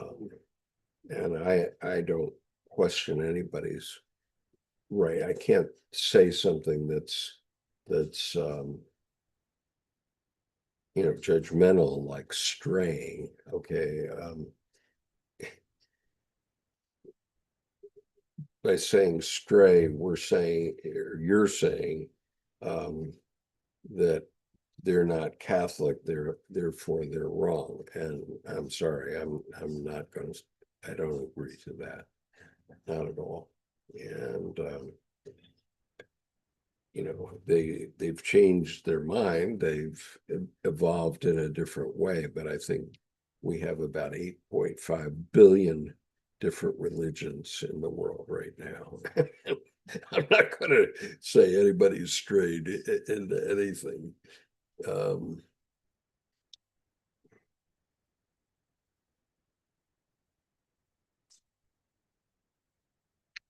Vincent says, is it possible Islam is a manifestation of the evil half of God that split from Christianity? Well, if you're using the word possible, yes, okay, but there's plenty in Christianity, there's plenty in Christianity that is the evil side of humanity, and the evil side of Christianity as well. I mean, and I not leaving aside political belief, but there are many of us who believe that the behavior of our president is evil, and it's self-obsessed and many other things that we could talk about, and which will be analyzed until the end of time. We'll probably be subjected to 10 or 15 movies about it in the next 15 years, probably before my death. And so everybody's got a different perspective on that. And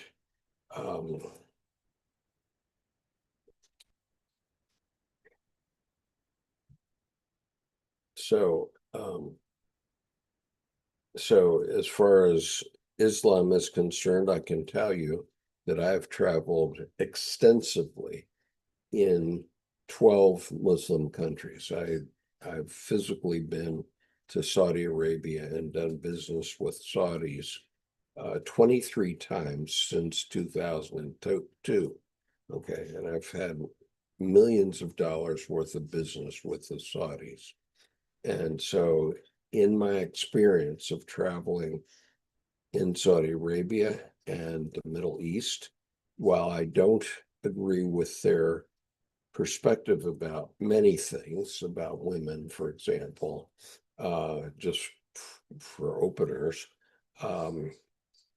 I find those countries the most peaceful I've ever lived in, and they're very strong family-oriented people. And I don't see Muslims having many of the problems that we have in the West. And so I cannot say that Islam per se is an evil breakoff of Christianity. It just isn't. And I find Muslim countries to be the most peaceful, way more peaceful than we are in America, because in America we have more guns than we have people. And we have mass murders on the streets all the time. And And so I cannot, I cannot, will not say that as Islam itself per se is um, is evil. There are certainly people that practice it in an evil manner, and there are certainly Christians and other people of other faiths who practice their faiths in an evil manner. And the question is, um, examine yourself. And so I cannot say, I can't just paint Islam in that broad brush that you do, because um, if you do that, then you're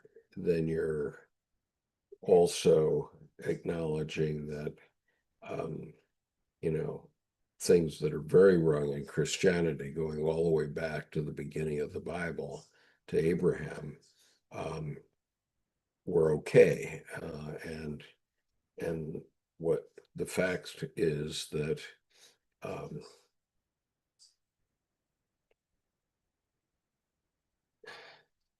Ishmael was actually Abraham's eldest son. Ishmael was Abraham's only first son, and Isaac was Abraham's second son, by different women, yes, but in Christianity we present it as Isaac was the first son of Abraham, and that's not the case. And also, if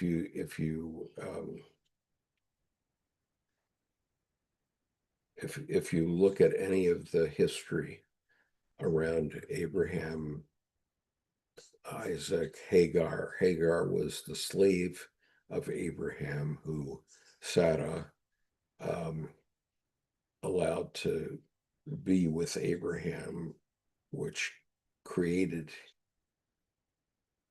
Ishmael.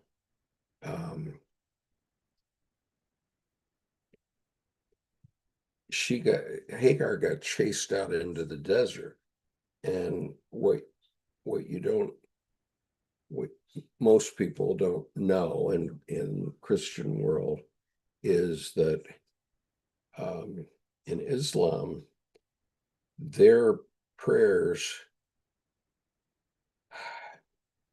every day when they face Mecca are prayers facing a well that was given by God to Hagar when she was chased away from Abraham's family. It's 1,500 years before the time of Christ. And she was chased out of Abraham's family into the desert with her son Ishmael. And the Hajj, which Muslims have to follow at least once in their life, or ideally follow at least once in their life, and go to the well, and the Kaaba, which is that black cube in the middle of Mecca.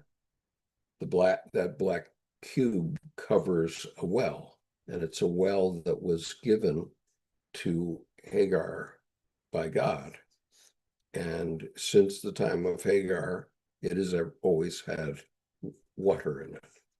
And the water, and it's very common today, and I can vouch for this in my own experience, that when people go on the Hajj, if they're, let's say, an Indian Muslim, they will carry a plastic can. It looks like a jerry can, 5-gallon can, but it's plastic today. And in that can, they carry water from that well back home so that they can share it with their family.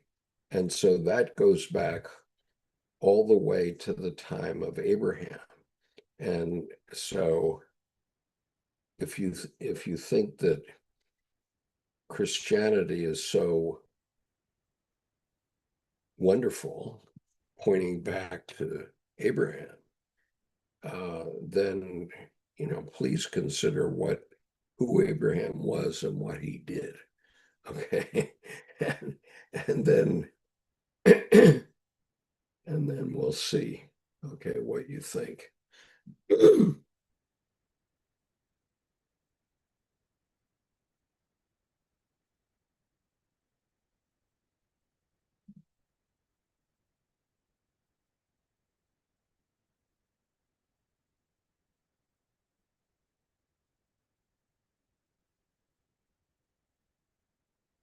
Yeah.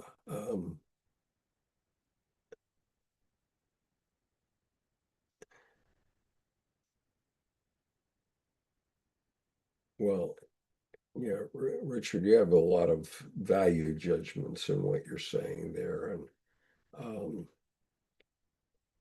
to say that Ishmael was a lesser son than Isaac, I'm sorry, I'm not buying it. um,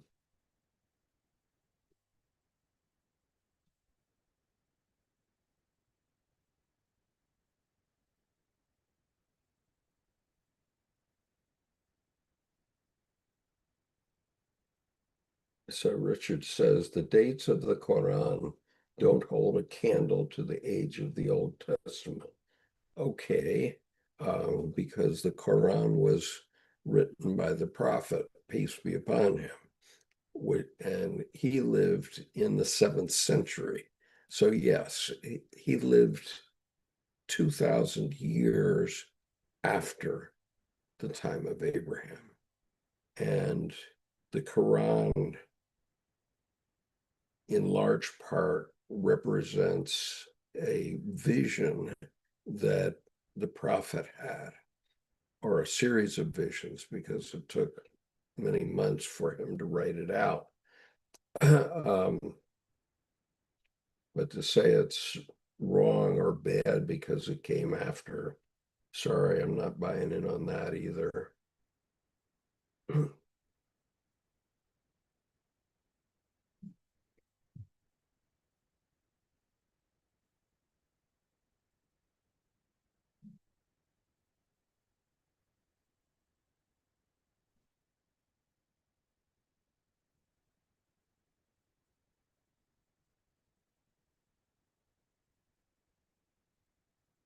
So,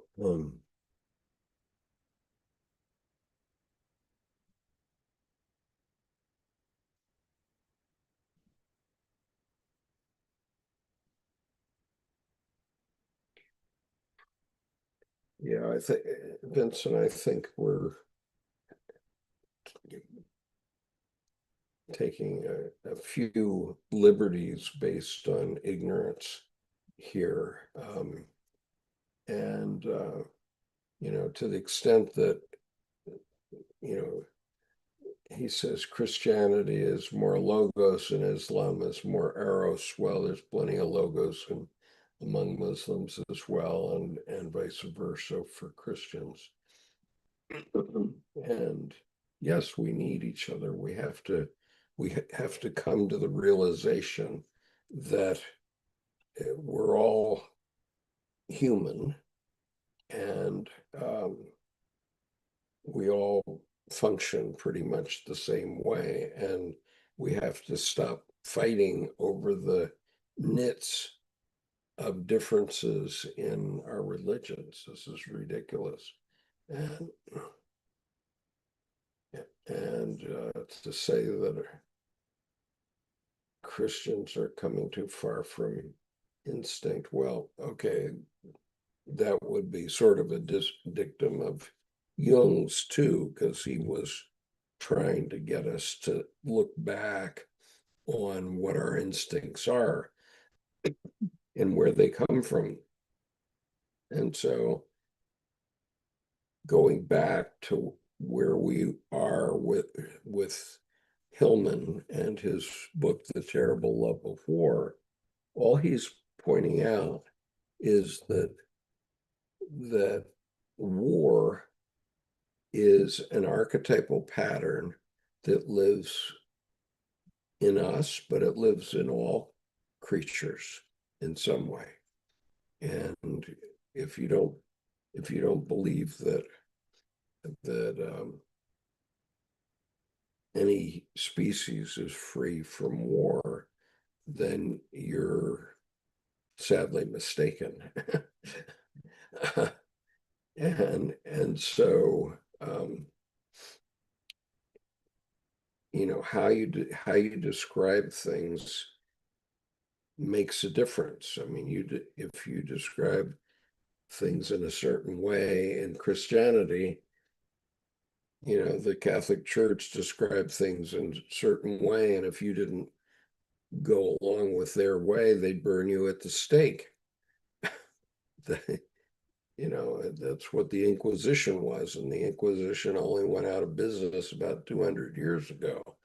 And keep in mind that Galileo himself had to go before the Inquisition and swear that the sun circles the earth and that the earth is the center of the universe, a fact that he knew was not true. But he knew that the Catholic Church kept good records. And so we have today the abjuration of Galileo Galilei.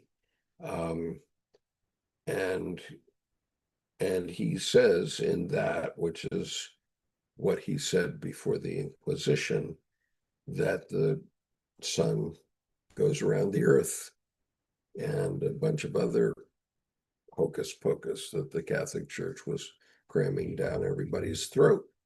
And it simply wasn't true, but Galileo got the last laugh because and he was never allowed to look through a telescope again after that Inquisition. He lived 4 more years after that. But he got the last laugh because he was already blind, essentially blind from staring at spaces, things through telescopes. And so he went on and invented 2 more sciences after he was forbidden to work with what he was working with. And one of those 2 sciences is quantum physics.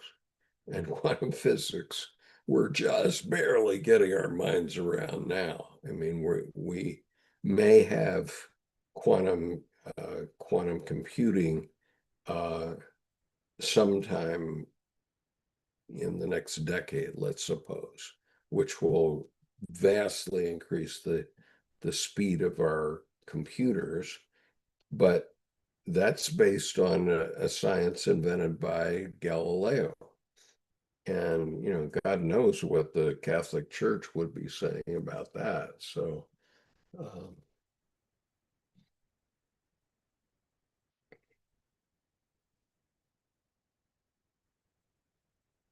so Richard says Muhammad had visions. Yeah, everybody has visions. Sooner or later, you'll know that. I presume you know it because you've had numerous experiences.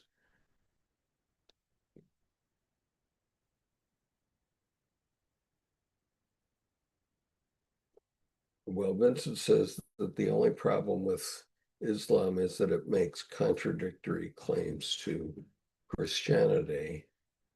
So only one can be absolutely true. Well, the fact is, Vincent, that neither one is absolutely true. And as I've just been talking about Galileo's experience with the Catholic Church, and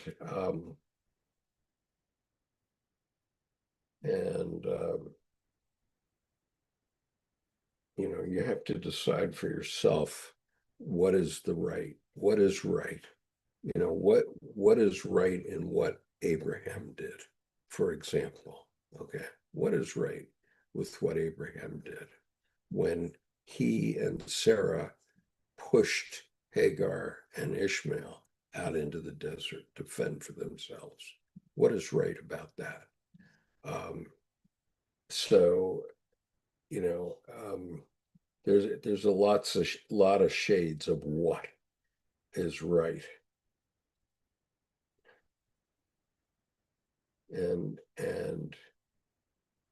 you know, if you want absolute truth, you better go to some other planet, because we have no absolute truths, I don't think, anyway. No, what did I do?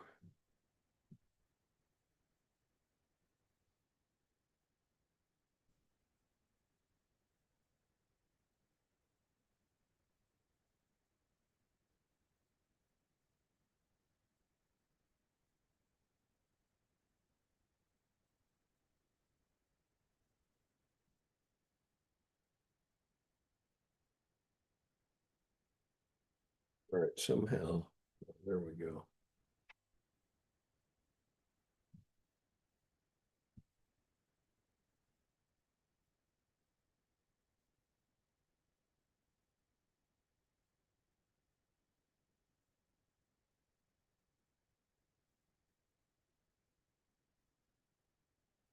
Well, Richard says there's one creator God who is the God of the Buddhists and Taoists and Christians and Muslims, all inclusive. Well, you know, um, that's not true. It's not a true statement, Richard, because in Buddhism there's no God. Okay, and uh, you know, I don't know if there's something we would call a God in Taoism. Um, you know, I think human beings want a God. We have a religious function in our soul, and you know that God lives within, and the one God uh, is the collective unconscious. Okay, and the size of that one God and its beliefs depend on what group you're defining that creates that God. But it is, from a psychological perspective, it's the same thing.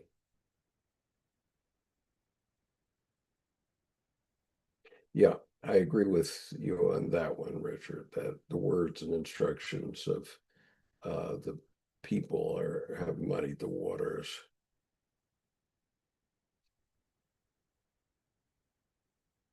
And Kathy says, y'all will never figure it out independent of collaborating with us women. Well, thank you, Kathy, for making that comment.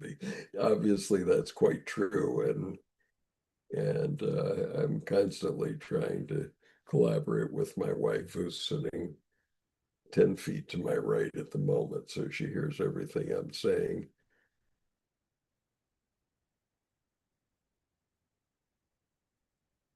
So Catholicism has made many tragic mistakes, but it's still going and always will. Well, I will agree with Richard. That's no doubt true.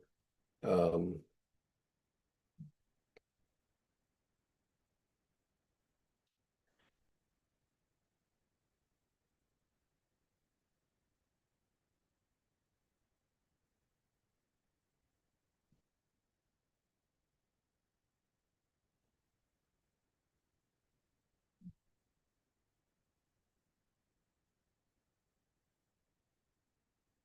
well, Vincent, great point. The only absolute truth we can have is of the unconscious and nature. And Kant brought metaphysics to the empirical domain, and Jung discovered the collective unconscious. Yeah, that's a pretty good statement. Yeah, okay. Well, we're going way over, so I'm going to terminate for today. And thank you, Kathy, for uncloaking. I appreciate that because it's always good to see people who have been with me for a long time who come and concur. And Richard, I really honor and appreciate the fact that you've been with me for a long time, as Art has, and Kathy, and a few others. And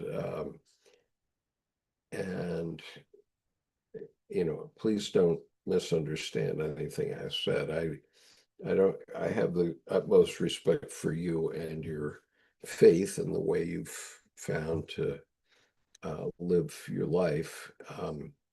And all I would say is let's be very careful about casting aspersions at other people's faiths, because um, there there might be a log in one's eye. That, it's might be a mote in your eye, but it might be a log in somebody else's eye. So I think that we need to find the ways that we have to, instead of being like this as people, we need to be like this as people. And so maybe I'll invent that as a symbol. um, we need to face back toward one another and find what we have in common rather than what our differences is.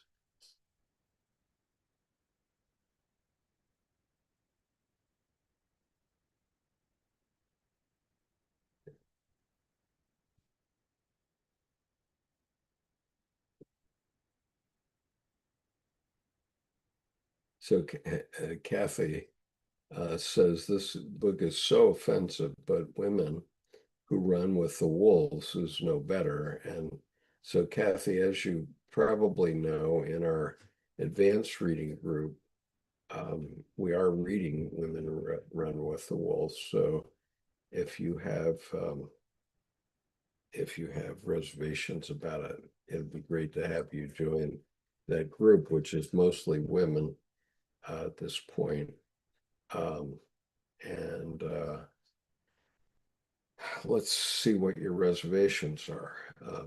As you probably know, Women Who Run with the Wolves is a book that is beloved to me. There it is. And it's the basis of the novel I wrote and so on. So it's got a lot of meaning for me. I'm not saying it's true. It's a lot of it's mythology anyway. Um, so anyway, all right. Peace, everyone. I'm gonna log out. And so, Kathy, I understand